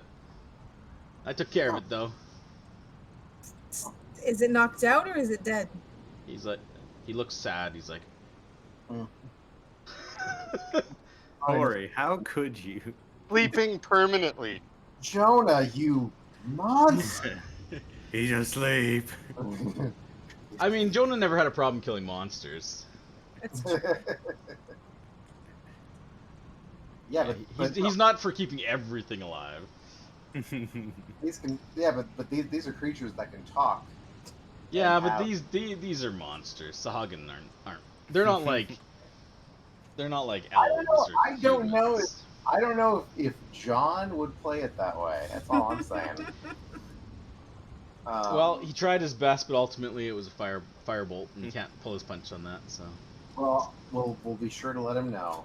But, man, -1. Sahaugin, he was trying. But by the way, Baz, you can tell that Zandala seems to be stretching the truth somewhat that she was asleep.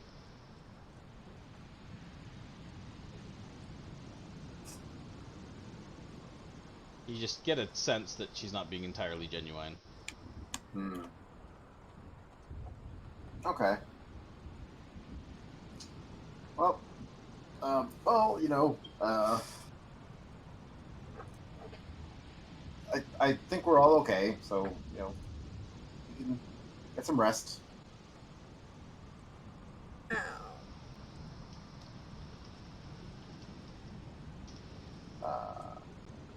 Okay. So you guys gonna bandage up and Yeah, I'm gonna Well- take my healing kit and toss it to Blackwind and just say, "Do you mind? My arms kind of fucked up, and I don't know if I can manage it as well as I normally do." Okay.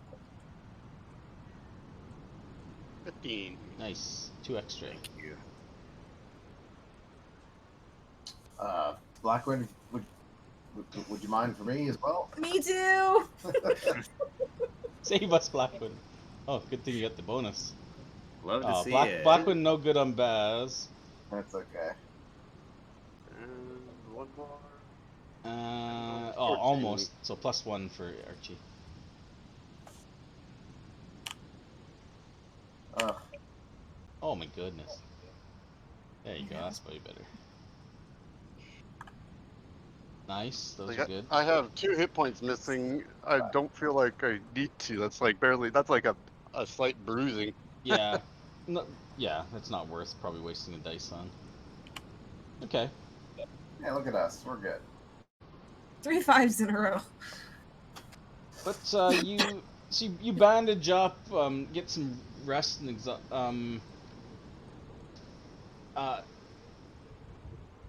the night passes. The ship, it is kind of rough throughout most of the night, but by the time the night passes and the morning comes upon you, there's a knock on the cabin door where you guys are all kind of like jammed in, and it's one of the crew members, Mm. and he said you don't know his name. He's just generic crew number 2. What's he look like? He's a kind of a bland-faced, normal guy. Oh, crewman, what's your name there? Everybody must have it. No. Not important. Not important. Oh, not important. I like it. Not gonna die. Hold on. Just pulling something up here. Do we get a rest through the night? Short rest. Okay, that was the short rest. Yeah. Because you guys are in overland travel mode now. We're Yeah. not at a point of interest. I'm an arcane recovery. Yeah, so the night passes. He knocks on the door, kind of wakes you guys up, and he's just like, just thought I'd let you know. And you can tell, you hear like gulls in the distance and stuff, and the ship is just rocking slightly. In fact, you are actually 1, 2, 3, 4, 5, 6.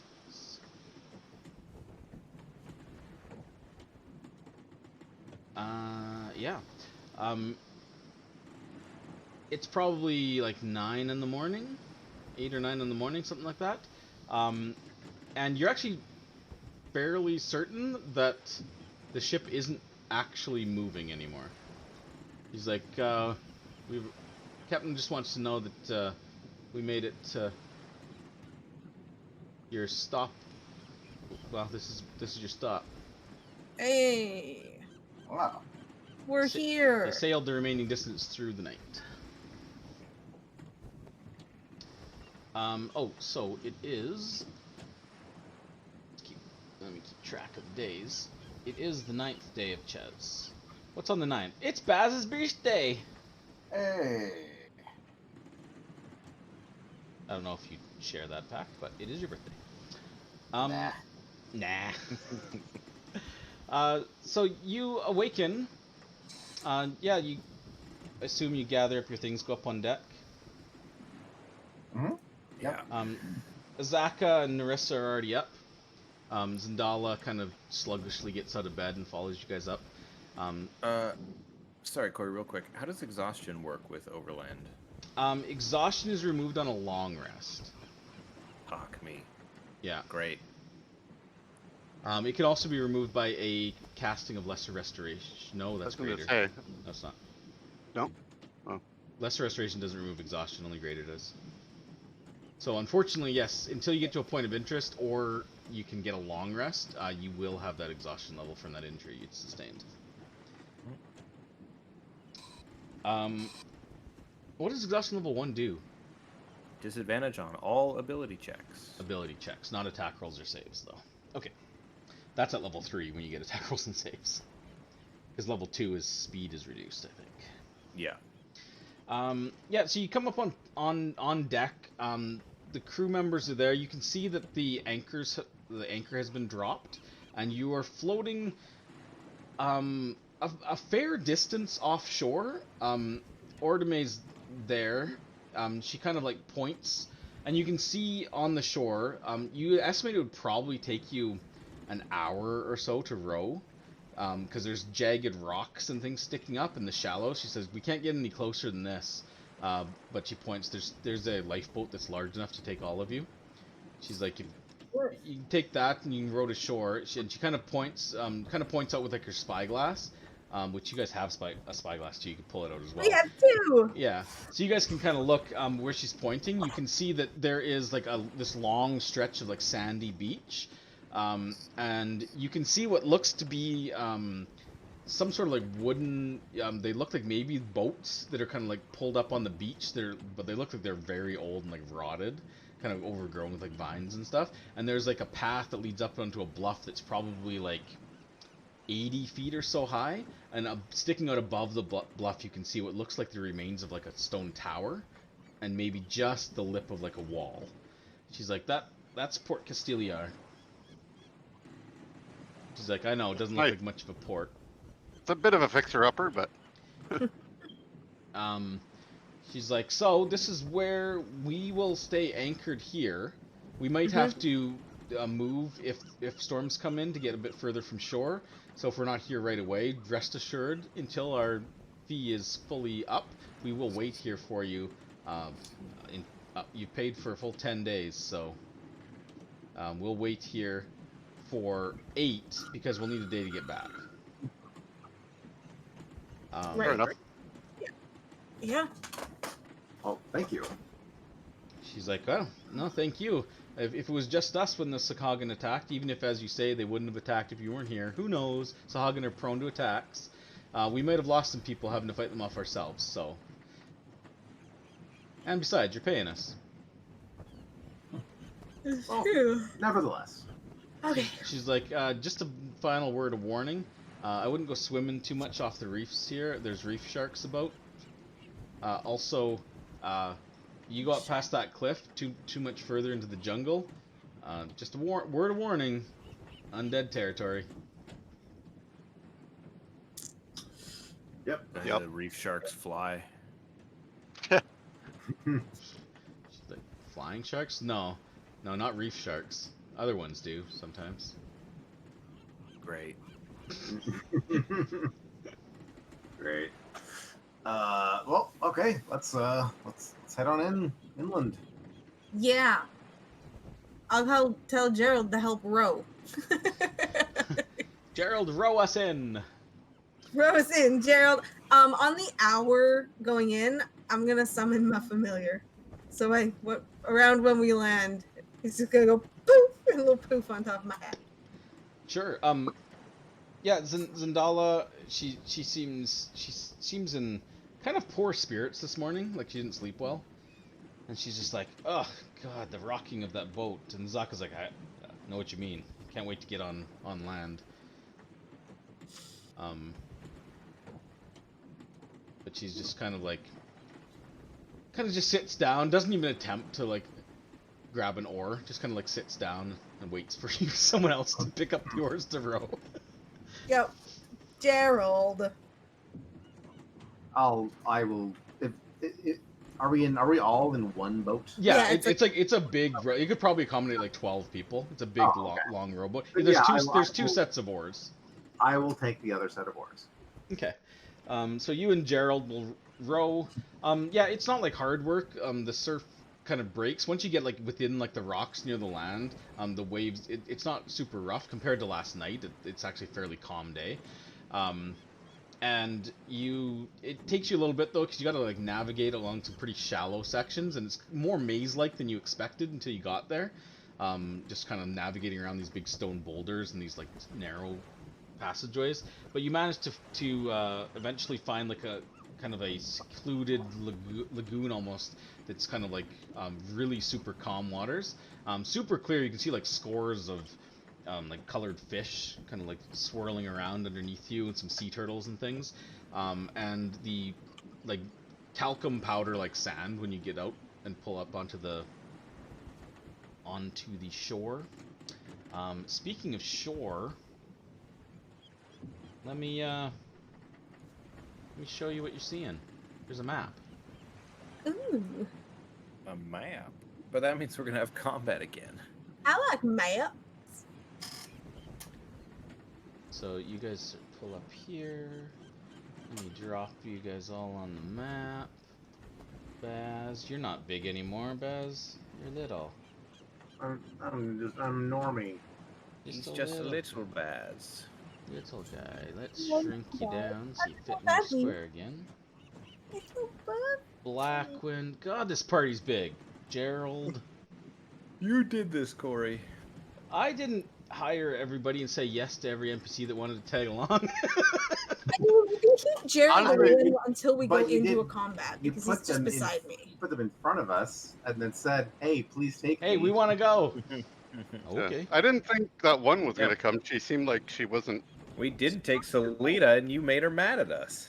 Oh, yeah. When you get inland, as soon as you get close to the land, it's like small biting flies already start landing on you. So if you haven't, you might want to apply. So, I wonder if there's like just make an effect just so that it stays on for the day. Bug repellent. It doesn't matter. There's no mechanical effect. So No, just so it stays on. let me share the map. It's Oof. Port Huge. Castigliar. We're flying. Andre, do you want to track your own insect repellent, or do you want me Yeah. just to track them both? no, I picked up some. Okay. So I have 100. Wow. I got myself covered. so you guys So can if it runs out, let me know. you guys can see that there is so you kind of like landed like right around where I've got you guys here. I don't have a token for your boat, but you would have pulled it up on shore, probably over near the rock so it doesn't like get washed away or anything. And then you can see there it is. You can see there's a looks like a smaller canoe there, but it's broken and old and like covered in like moss and vines and stuff, and another one kind of shattered over here. There's a big rock sticking out, but here's like the big lagoon I was talking about. And look, it says No. Port Castigliar on the bottom. It does. I don't know if Like you a can see that. postcard. Yeah. Yeah. it's- So Wrote it on the ocean floor. Really, kind of fucked up.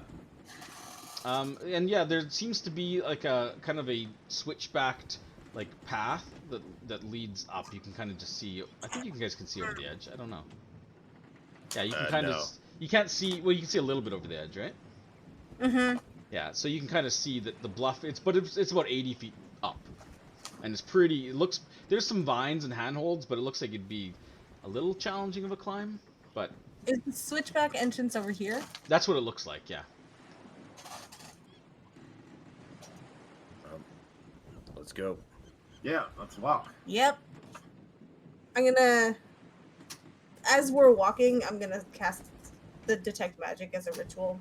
So it won't be done for 10 minutes, but I'm gonna start it as we're going. Sure.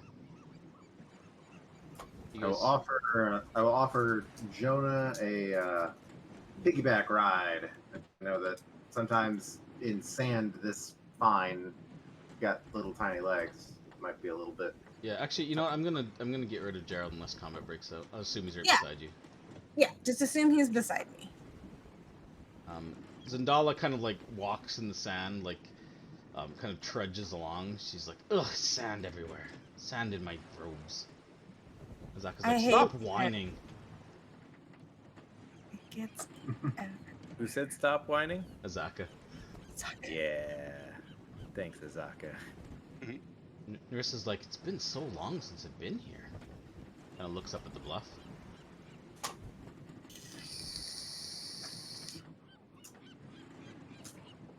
I think you can see up the switchback from down there. Yep. Sort of, yeah. Tally ho, keep an eye out. Anything changed with the ruin since you were here, Narissa? She's like, I'd have to get up top to know. This all looks relatively the same, though.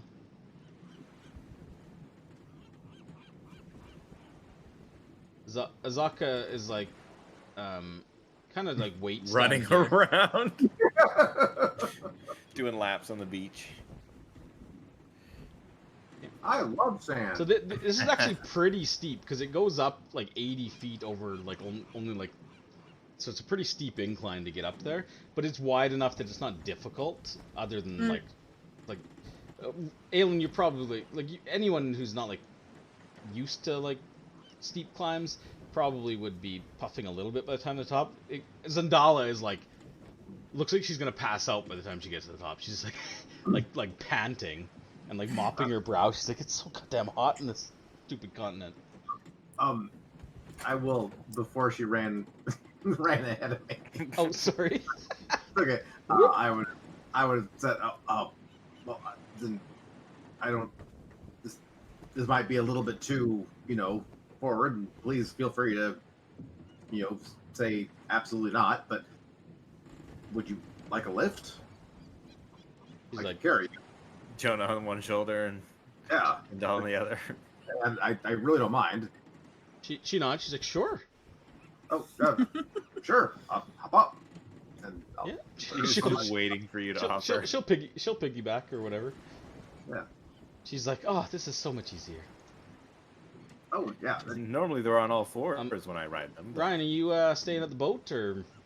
No, I'm going up. I just didn't think. Oh, wow. I didn't know that we had to actually move them across all of everything. So. Well, because you don't know what's where until you see it, right? So. Yeah, once we get up to the top here, do we want to send like Blackwind, maybe Aelin forward, scout a bit, just to Not gonna scout? be much I- help. No, I just Then think meet up. I'm quiet. still feeling pretty. Just fucked up from FYI, this. you know how long it took me to get the line of sight working properly on this bluff? So when you were down below, you couldn't see up, and when you were up, you could see down. Well done. Well, it works great, Corey. Thanks. You got it. Well done. Apparently, I'm in the sweet spot because I can see up and down right here. Yeah. Basically, when you get to about here, you won't be able to see down below anymore. Nice. Because you'll be too far from the edge to see the beach. But it took me Yeah. a while to figure out how to actually set that up. It's not easy. Anyways. Nice. Yeah, so you can see when you get up here, there is what looks to be like walls of a fort. Parts of them has like fallen down, and you can see that there's some like like tents that seem like old and like trampled, like they're not set up anymore. They're just like collapsed. As well, there is you can't really see it because of your angles, or maybe Baz can, but there is like right here, there is like a crumbled like tower that's still pretty tall, but the top is like caved in a bit. I can see it. That should be. We should probably like take some time there, see if I can get up there and take a look around. Maybe I'll give a good vantage point to see what else is around.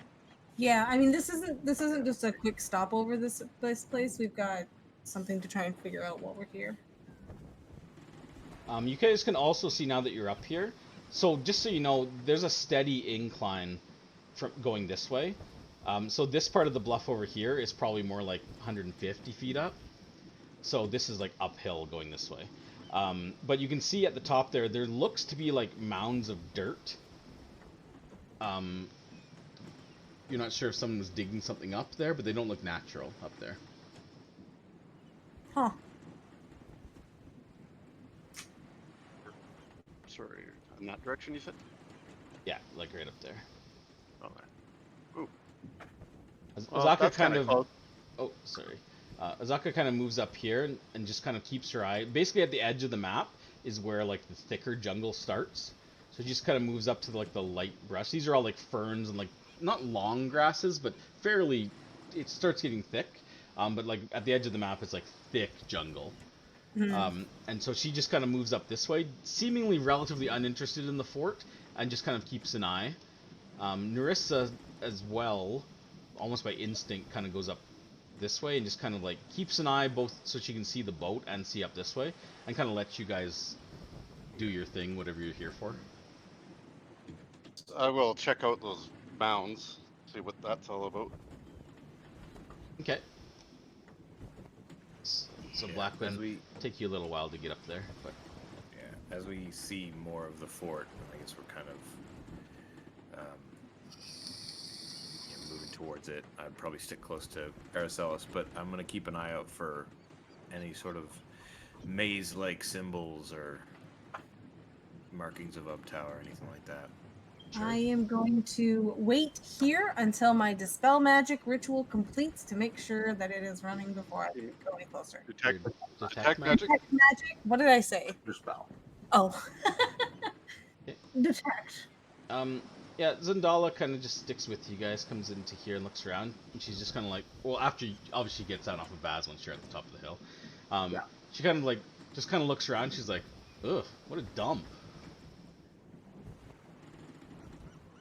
Oh, yeah. It seems like it's seen better days. You guys can see now that you're kind of got a view of the inside of the walls. There is definitely signs that this fort may have come under attack. There are like scorch marks on the walls in different places. You don't see any like bodies or anything, but there's definitely like there's a few like broken arrowheads sticking like in the ground. The tower looks like it was hit by something that might have been what caused the top to collapse a bit. You can also see that on the side of the tower, there's a large like black circle painted with, you're not sure what it's painted with, like some like black paint.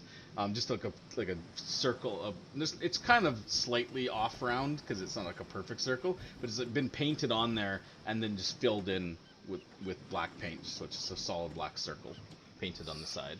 And the paint was run a little bit, so it almost looks like it's like dripping a little bit. You could make a quick religion check seeing that, though.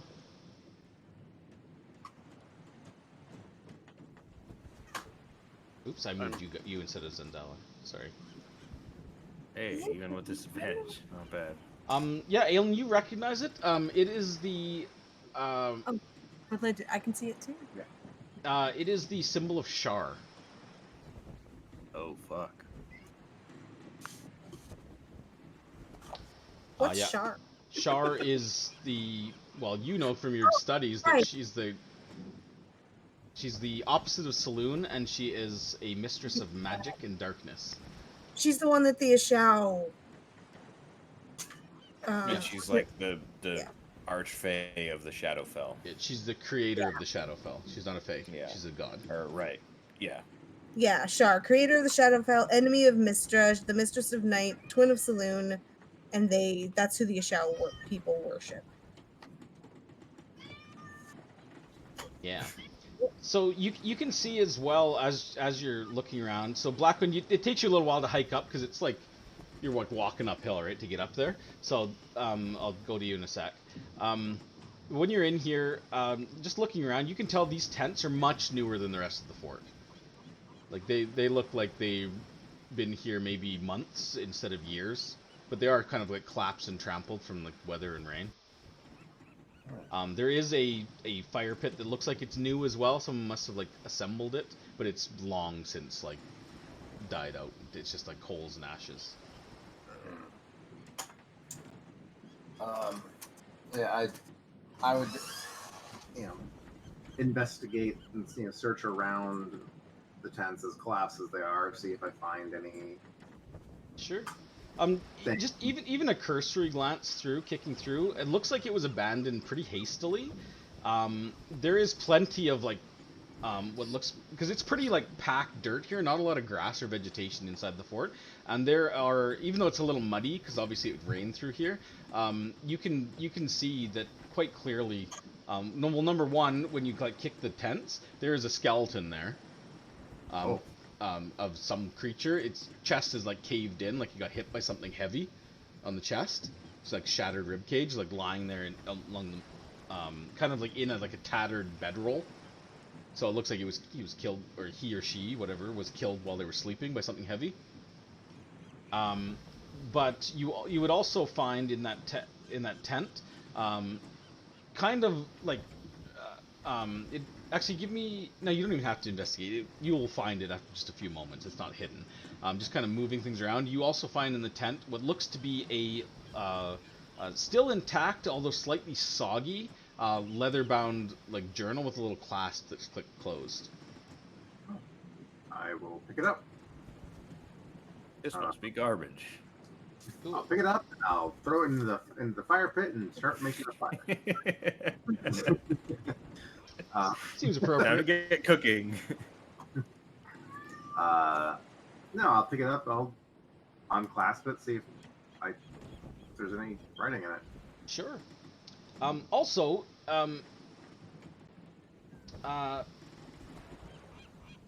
Zendala, kind of over here, she kind of like leans down and picks up like what looks to be like a long stick that at first you think is maybe like a spear or quarterstaff. It's a little bit longer than that. She kind of like pulls it up, and as she does so, you can see that it's attached to a very tattered and muddy like flag. But it's like covered in like this reddish mud, so you can't see what's on the flag. She's like, and she kind of like looks at it and just drops it back in the mud and kind of wanders over here a little bit. Okay. I'll go see what was on the flag. Sure. Yeah, it's like smeared and muddy, but as you're kind of like leafing through, I'll tell you what's in that journal in a sec. But you're kind of leafing, you kind of look and you kind of smear some of the mud off. It looks like the flag is yellow fabric with a circle of like it's like a starburst on it of a six-pointed green star. Would you say that it's a yellow banner? Yeah, it's definitely a yellow banner of some sort. Probably not the one you're looking for. But I mean, But there's it's probably really- lots of yellow banners. I mean, come on. Before I reveal the contents of the journal, Blackwind, up here, you can see that it looks to you like someone was digging. There are several body-sized holes here. There's no bodies in them. And there's mounds of dirt and like an old shovel that the handle's kind of like rotted and it's all rusted. So it looks like this must have been like months ago still as well. But you also notice on the other side of this dirt pile, there is a stone that seems much older than even the fort or anything surrounding. But carved into the stone, there is the symbol of Ubtao. But otherwise, just looking out over the bluff, you can see out over the ocean pretty well, and then like thick trees over here, kind of conveniently bordering my entire map is thick trees up here. I'll let out a loud whistle to, like, one of those, like, Yeah. fucking, Yeah, like, hey, pay attention up here, kind of thing. yeah, like that ear-spitting mile whistle that some people can do. I can't, ever, but... You But guys yeah, would I'll try easily to. hear that. You're only like 200 feet away, or 150 feet away. I'd show the flag to Araceli. Do Archie, I- you'd recognize the symbol. It's definitely the yellow banner. You've seen that symbol before. You would have been briefed on what it looked like, their sigil. I just nod back at Aelin as he shows it to me. It's I'll- kind of sad. Just kind of plant it in the ground so it's not just sitting in the mud. Narissa There's no kinda... other. Sorry. Well, I was gonna say, while I'm waiting for everybody to come up there, I'll just look around for any recent activity within, make sure that Give me a survival check. just to kill time while they're coming. And Narissa would go over here as well and just kind of like wait, see if you guys were coming. Obviously, Aelin's heading up there. Yeah, it'll take you a little bit to look around there. Baz, you're kind of like flipping through this journal. A lot of it's illegible and soggy, and the writing's like run, and the ink is ruined. Pages are stuck together, but you do find a few things interesting in there. Are you going to? Do you want to stay here and really look into it, or do you want to follow? Probably, like, as I'm thumbing through it, kind of go over towards Archie, because I imagine anything that I find in it, I would want to then immediately show to her. Okay, Archie, are you gonna go with Aelin or? Stay Not here? until I finish my detect magic. Sure. Yeah, I say by the time, so Aelin kind of makes it. By the time you get up there in Blackwind, you find that, yeah, as you suspected, based on how old things look here, there doesn't look to have been any activity here for probably Quite some time. maybe even like it could be definitely months and months. It could even be longer than that. This looks very old. And there's no recent tracks other than the ones that you tracked up here, and now Aelin. Yeah, that's good at least. And I assume you point out the stone to Aelin? Yeah, no, that's why I called everybody up here, just we can investigate this together. Yeah. Okay. So, the detect magic goes off. The normal stuff pings. You would see... you would see that Narissa's bracers are magical, just FYI.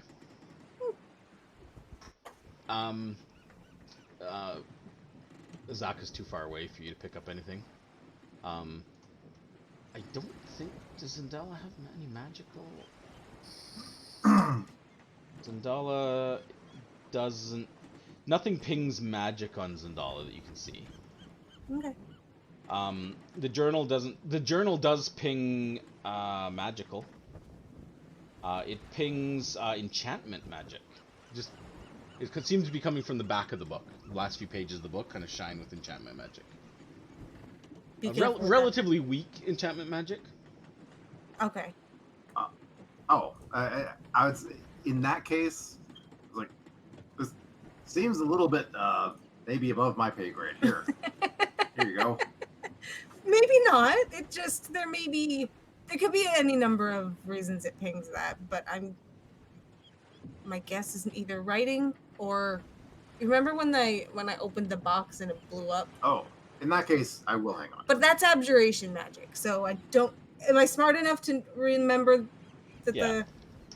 I'm pretty sure it's abjuration, right? That explodes. Okay. It's probably it could be writing Oh, that you can only see with magic. We'll see. so you think Could it's be a spell. You think it's probably safe?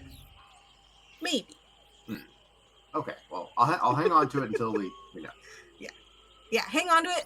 My spell this only lasts a certain amount of time, so I want to make sure I do a round. Like I'm gonna just like walk around this area, and then I'll head up to the guys before we open Sure. the back. It's only on the back pages. You can flip through the front pages. Okay. Well, nothing else pings magical around here at Okay. all. If this is taking too long, I whistle again, but it's more impatient whistling. You Araceli, knew what I was there's a doing, symbol Blackwind. up here. As you guys are walking, Narissa kind of walks past you, Baz, as you're walking up that direction, and she's just like, just kind of lowly says to you, she's like, I'm just gonna keep an eye on her. Kind of looks at Zendala, who's kind of like poking around like these walls over here. Oh, okay. She shrugs. She's like, just a feeling. Oh, sure.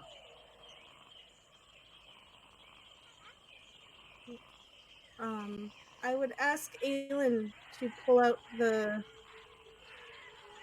key thing. I just want to see if the magic is any different here than it was the last time. Like if Yeah. it's reacting in any way to this area. I will There's, do I mean, the so, key. and I will Oh, also sorry. Go I'll ahead. also pull out the note with the cipher that I hadn't managed to solve, just Okay. in case that's somehow connected as well. Sure. When you the key isn't reading any magic right now. I thought it had a low level. Only when we activate it.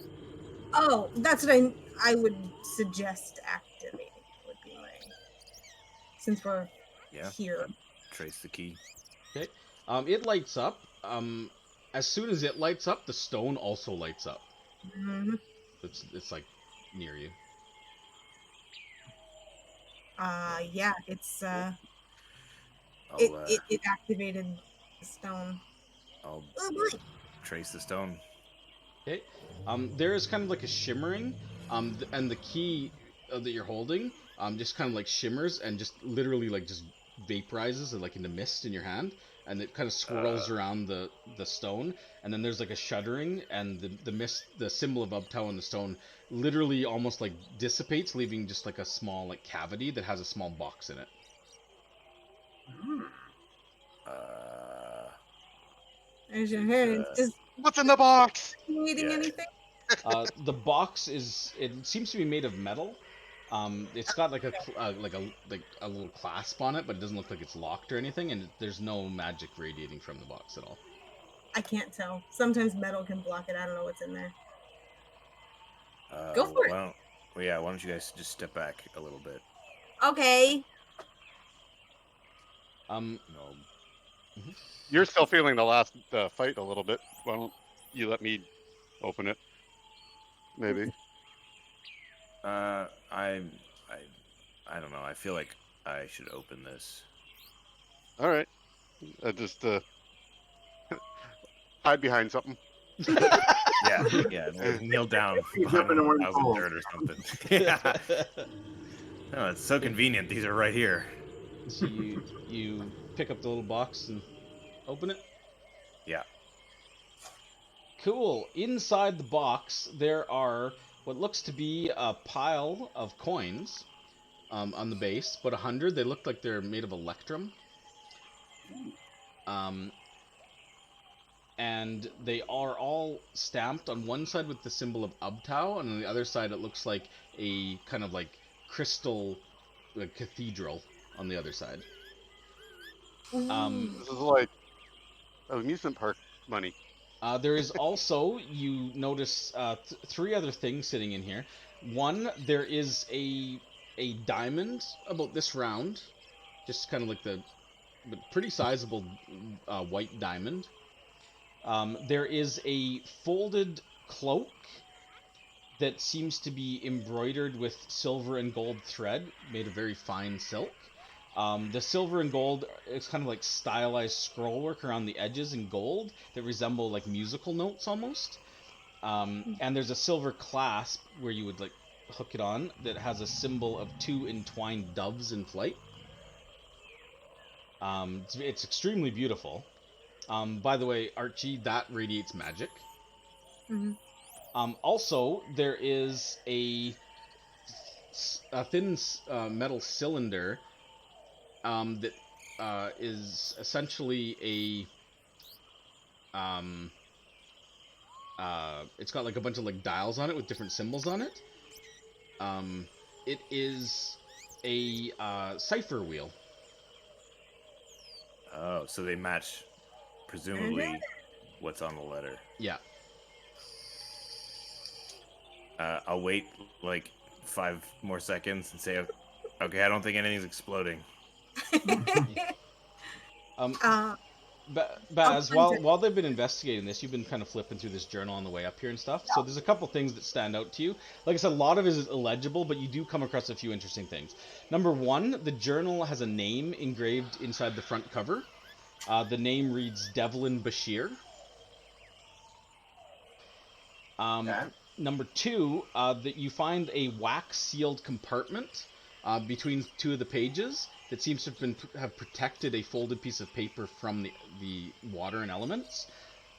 Inside there is a folded piece of paper. I don't know if you pull it out at this point or not, but it's there. I would probably save it for Archie. Okay. Almost all of the writing is illegible.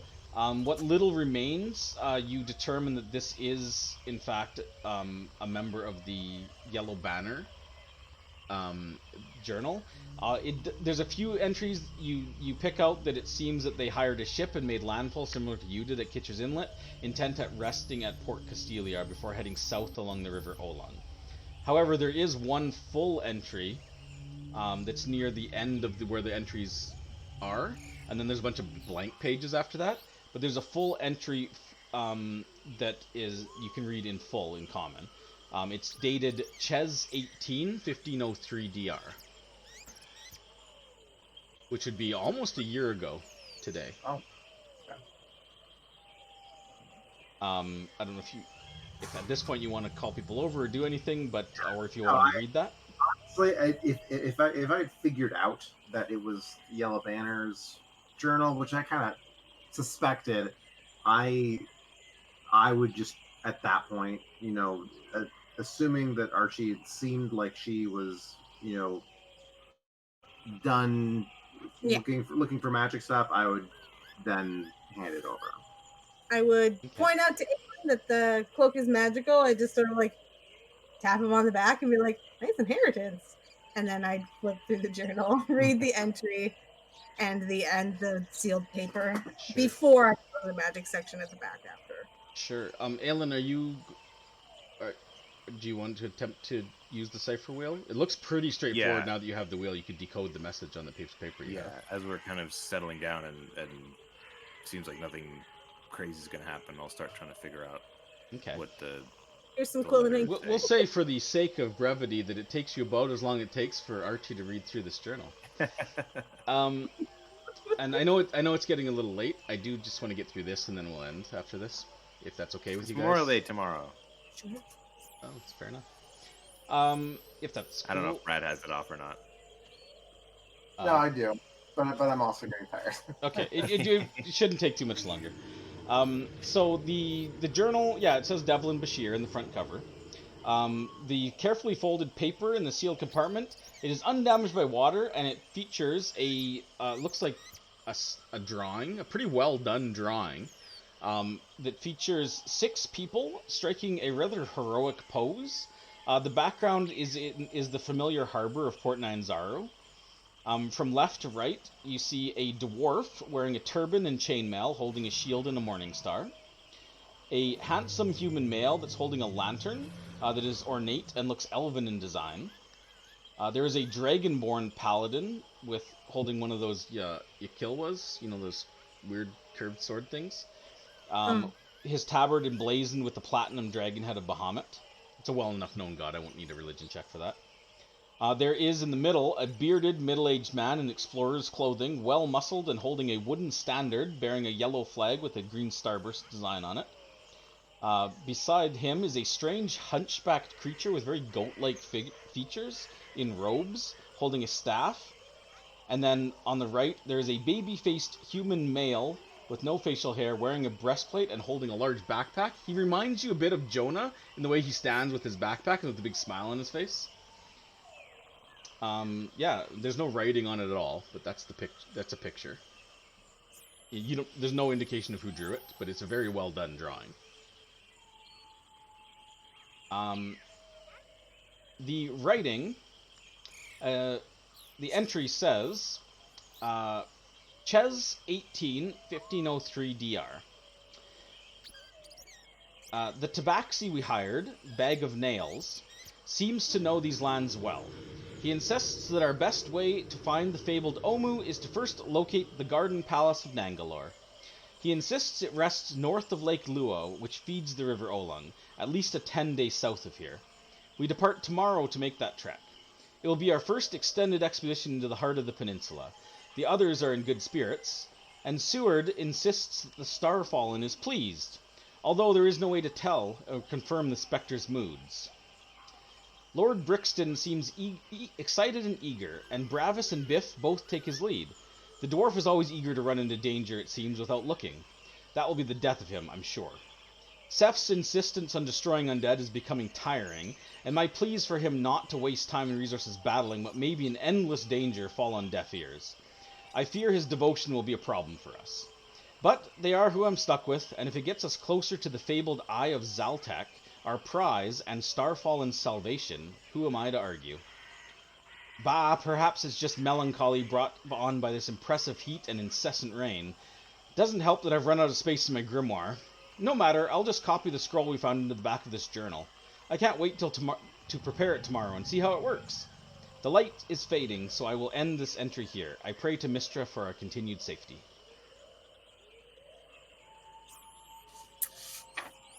Cool.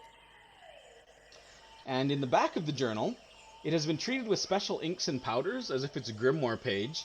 There is a spell inscribed here. The spell is Id Insinuation. It's a level 1 enchantment spell. That's what it is. Seems that he didn't get his chance to do much more than that. That's what it sounds like.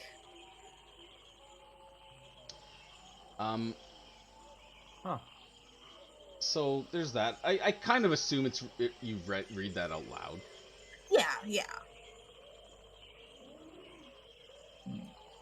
I sure do. Okay. So you read that. And I didn't hear any of it because I'm puzzling out this cipher. Yeah, like I say, it's not actually difficult. It's just a matter of time to get it done. Okay. So as you're kind of like clicking this thing back and forth, kind of piecing it out, when you get to the last, it seems to be just a short phrase that sounds. I mean, would you? Yeah. So you piece it all. You have it all. You have the translation, but it doesn't seem to mean anything. Like it's not a language that you know. It seems to be words. But you're not sure what they mean exactly.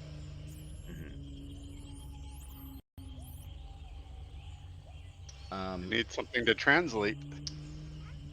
Maybe. Well, it's not so much that it's translated. It's just it doesn't seem to be like actual like words, like sentences. It seems to be some sort of phrase or incantation. Like abracadabra kind of a line or something. I would say, however, that in addition to that,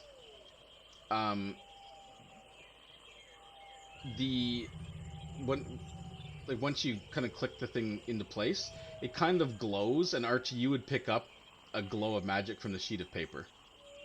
It's kind of just glowing subtly. Ooh, it's magic. What is?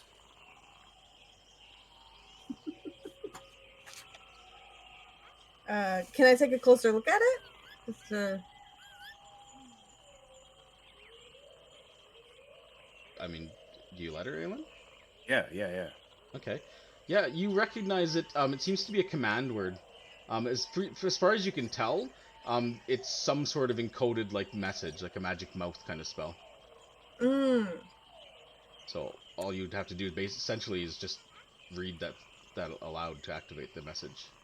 I will ask Aelin if you would like me to do. I'll explain what it is and ask if he wants. Yeah. Is Ndala still? They're down not at present? the port. Yeah, they're not even near you up here. Yeah. All three of your guys. Yeah? No? Yeah. Yeah? Okay. Then I will. Okay, cool. There's a crackle of energy. I don't like the way boy. you said that. It dropped the building on everybody. There is a crackle of energy and a hum in the air. And you see a kind of like swirling image kind of emanate off the paper in the air, and it kind of like becomes kind of like fuzzy, and then kind of focuses, and you seem to be looking at a let me just, sorry, I have to find it. It seems to be a, like the scene that you're seeing. It looks like it's almost like a video recording, if you will, just kind of showing, and it shows a beautiful bluff overlooking an ocean with wildflowers blooming all around, and you can see that in the image there is a beautiful white-haired woman with golden eyes and alabaster skin, and a dazzling smile is centered in the image, standing near these wildflowers. She's wearing a shawl of gossamer silk in bright rainbow colors and several silver bangles around her wrists. She has a pendant with a familiar single white stone in it around her neck. And she speaks, and she says, "Is it working, Syndra? Is it capturing?" The woman says. You hear a voice, which, Baz, you will recognize, although more youthful and healthier sounding than you knew Syndra, but you recognize her voice immediately. You don't see her in the image, but it says, "Yes, Allie, it's working. Go ahead, say what you want to say." And the woman smiles and kind of chuckles, and it's kind of a soft, beautiful, kind of like bell-like sound. And she kind of thinks and pauses for a moment, and then becomes a bit more somber.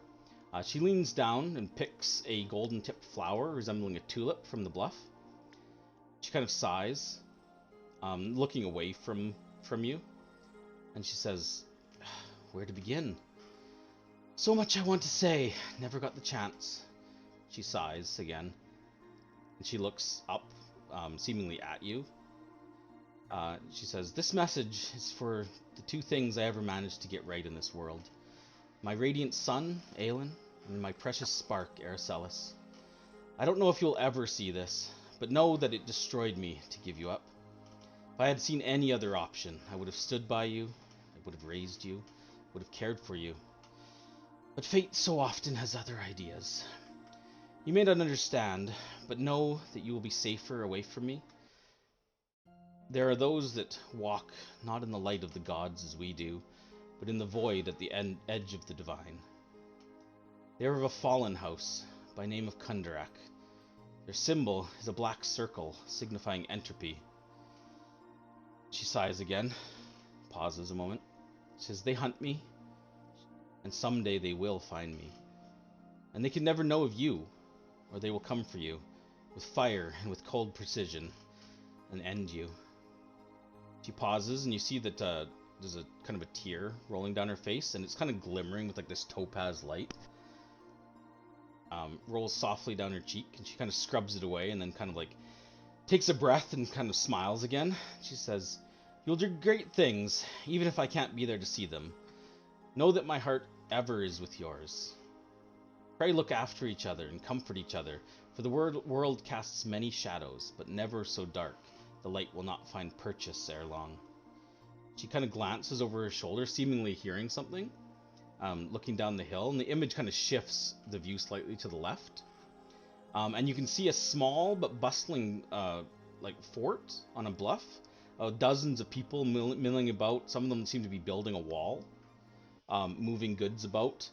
You recognize the tower as Port Castigliar, but it's in its prime.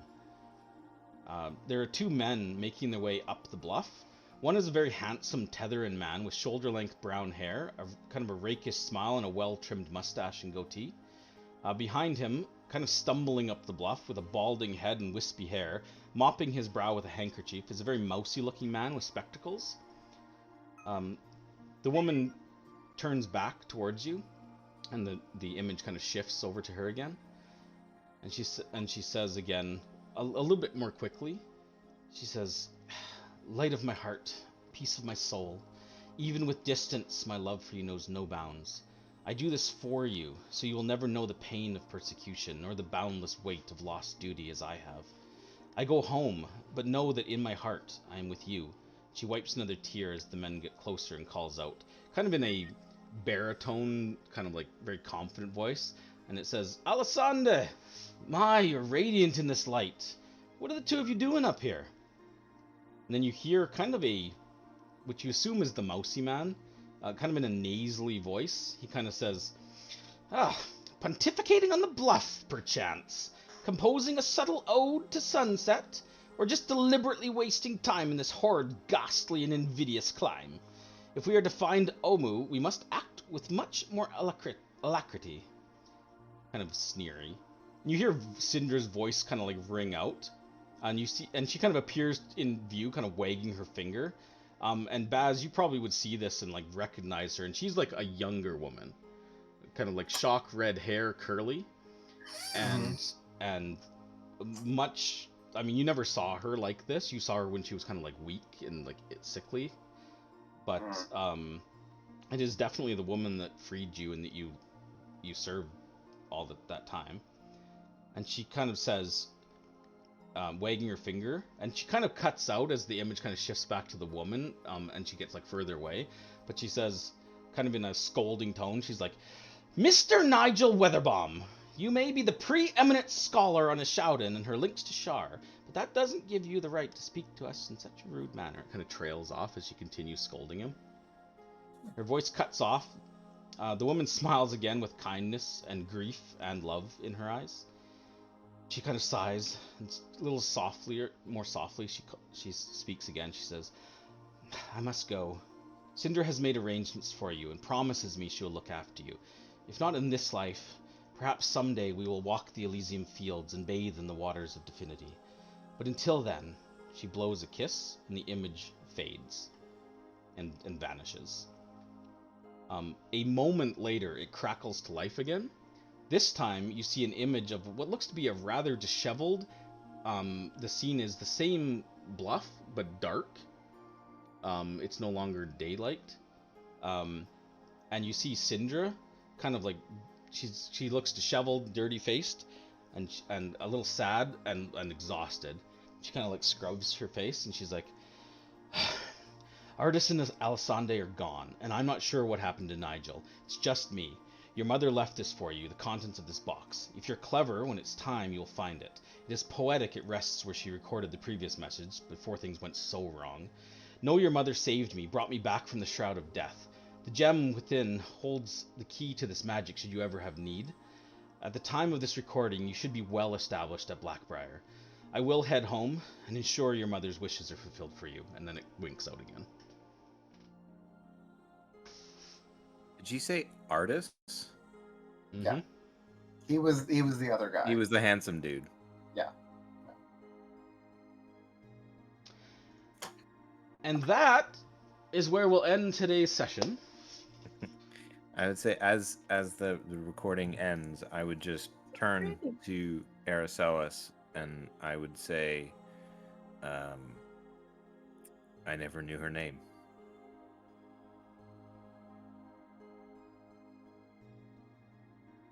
She's so pretty.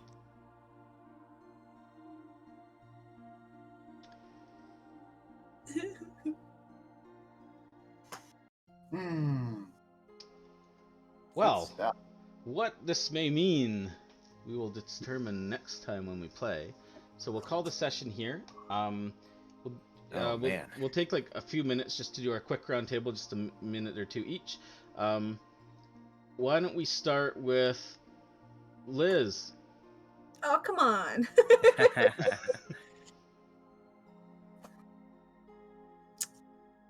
Yeah, it all kind of sucked.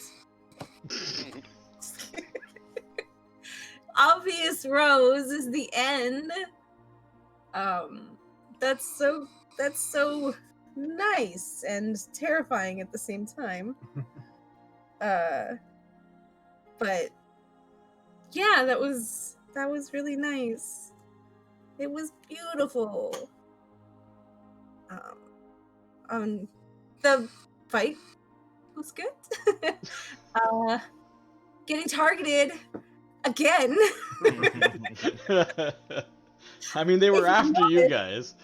If you noticed, I prepared mirror image today, and I kicked myself for not doing it at the beginning of the fight. But, yeah, Cool. I'm super interested in what that means. You know, like the little. Have a slight more connection to Zendala now, for sure. You know. But, well, Your- I mean, your your mom, her dad. yeah, obviously, they were in the same group. Yeah. It doesn't mean Artis is our dad, though. No, right? not at all. Okay. I'm just saying. I mean, he did sleep around though. He did. Oh, He I- kind With several illegitimate children, yes. I just mean in general, you know. Well, and now I really want to find him even Yeah, more Sure. because now we can actually ask him about our mom. Like Yeah. Selena's dead now. We can't ask her. Syndra. Sorry, Selena. Wait, what did She might be. Who knows? What did you do? Selena's dead now. Oh, Don't shit. worry. Did I say that? Oh man. That's not going to be a problem anymore. My perception and insight actually was extremely high, and I'm just protecting my brother. Okay. All right. Our complete opposite. She's just like, yeah. No thorns. I thought it was good. It was well balanced. We had combat. We had RP. I thought it was great. Brad, what about you? What do you think? Much of the same as Liz. I thought that you especially, Corey, did a very good job this evening juggling a million NPCs and a lot of exposition and explanation of new areas and boats and all this stuff that was like, you know, it was kind of necessary for us to All the understand what's effects. happening. Much kudos to DM, especially. Yeah, Thanks. good stuff. No thorns. Not really, no. Ryan, what about you? Under your last I- again. Last again. The ending was great. Yeah, I love that reveal at the end for you guys. It was really cool, and the work and all that you put into some of the stuff too. It's quite well done. My thorn would be just you know, when your dice luck is against you, and it quickly turns, like, especially in big combats, and it's not anybody's fault. It's just dice luck. So don't. Sure. It's not a real thorn. But you know how it turns. We've It all makes had you. that yeah. thorn. And it just makes you into a spectator because it's just like, really, all those rules. Oh my god! Yeah, and then of course I turned around and paralyzed you. I was like, oh, that's kind of a dick thing to do, but she was trying to get away. I don't know. I missed it by one I know. on the original saving throw. But Yeah. anyways, it was just like one of those like combats where it's just like, holy shit! There's nothing the dice were just not there, but whatever. It was funny. We've all had that. Maybe Aelin more so than anybody, but. But anyways, yeah, no, it was great. I like the ending, and it's a great place to leave off for the next session. So, looking forward to the next one. And actually, I'm kind of glad that not much else happened wise for character interaction, because that doesn't mean that John missed much either. It's not as hard to fill in or Yeah, or that's larger true. combat stuff. So it worked out well for the day off for him. Cool. And Andre. Yeah, I mean, of course, echoing everything Liz said, I certainly didn't know what to expect with the key and this location, and it wasn't that's for sure. And it does raise some interesting questions about our connections to this place. And I like that, like, as a character, I don't know how Archie feels about it, but as a character, Aylin's been so frustrated by the perception of, like, well, because you're god-blooded, you have a fate to be here, and you're being directed by your celestial ancestry to do these things. And I'm just like, no, I'm just fucking here to, like, just protect people and do my job. And I was like, no, you have a destiny here. It's like, oh shit, I was wrong. Definitely, like the dice rolls really sucked the fun out of that fight for me. Unfortunately, like even though like I crit twice, but I also nat failed twice, and even the one like the first crit I did was really awful damage, and I was just like, oh, come on, man. But yeah, like Ron is like, there's nothing you can do about that. It's how the rolls go. Yeah. Otherwise, though, I thought it was interesting, and I didn't expect to be pursued. So we've got that to look forward to. Yeah. Oh, and I want to give inspiration to Liz for. Oh, she's full. Oh, that's a shame. She would be getting inspiration I was gonna do that too, but I didn't. for engaging with Zendala and trying to kind of, suss her out and compare notes and just do nerdy magic shit with her. Yeah. For me, I honestly, I mean, yeah, I know we ran over and it's getting late, so I apologize, but I was just like, oh, are they gonna make it? Are they gonna get through the combat and get there and actually activate it and see the journal and see the message? I was hoping we'd cover all that today, because I kind of had the plan, like, you guys are starting out leaving. It's a Zindar conversation, it's the Jamna conversation. You're gonna leave. There's gonna be a fight halfway. You're gonna get here, investigate, and find these things. And I figured, like, is that enough time? That's why I was asking so much. Like, are you guys going to Fort Belwarian? Because if you did, there's no way you would have got here. No way to this session. Sure. So I'm kind of glad you decided to skip that for now, which is fine. And then yeah, juggling the NPCs, the combat, especially because I had the first mate and the captain as well. I was just like, Jesus, that's a lot. That's one of the reasons I kind of just kept Jonah and Zendala down below. But there's also story reasons why Zendala didn't come up, which you may find out later. But Suspicious. Yeah, she's a little sus, eh? She sucks. But yeah, I'm looking forward to what you guys do from here. Obviously, there's a lot to unpack in both that journal. There's a lot of new information between that and the message.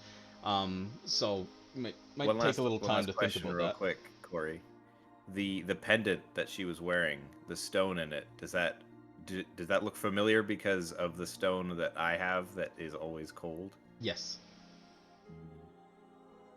See, that makes me think artist gave it to her. Well, no, she was wearing it. I know, but always cold ice magic artist.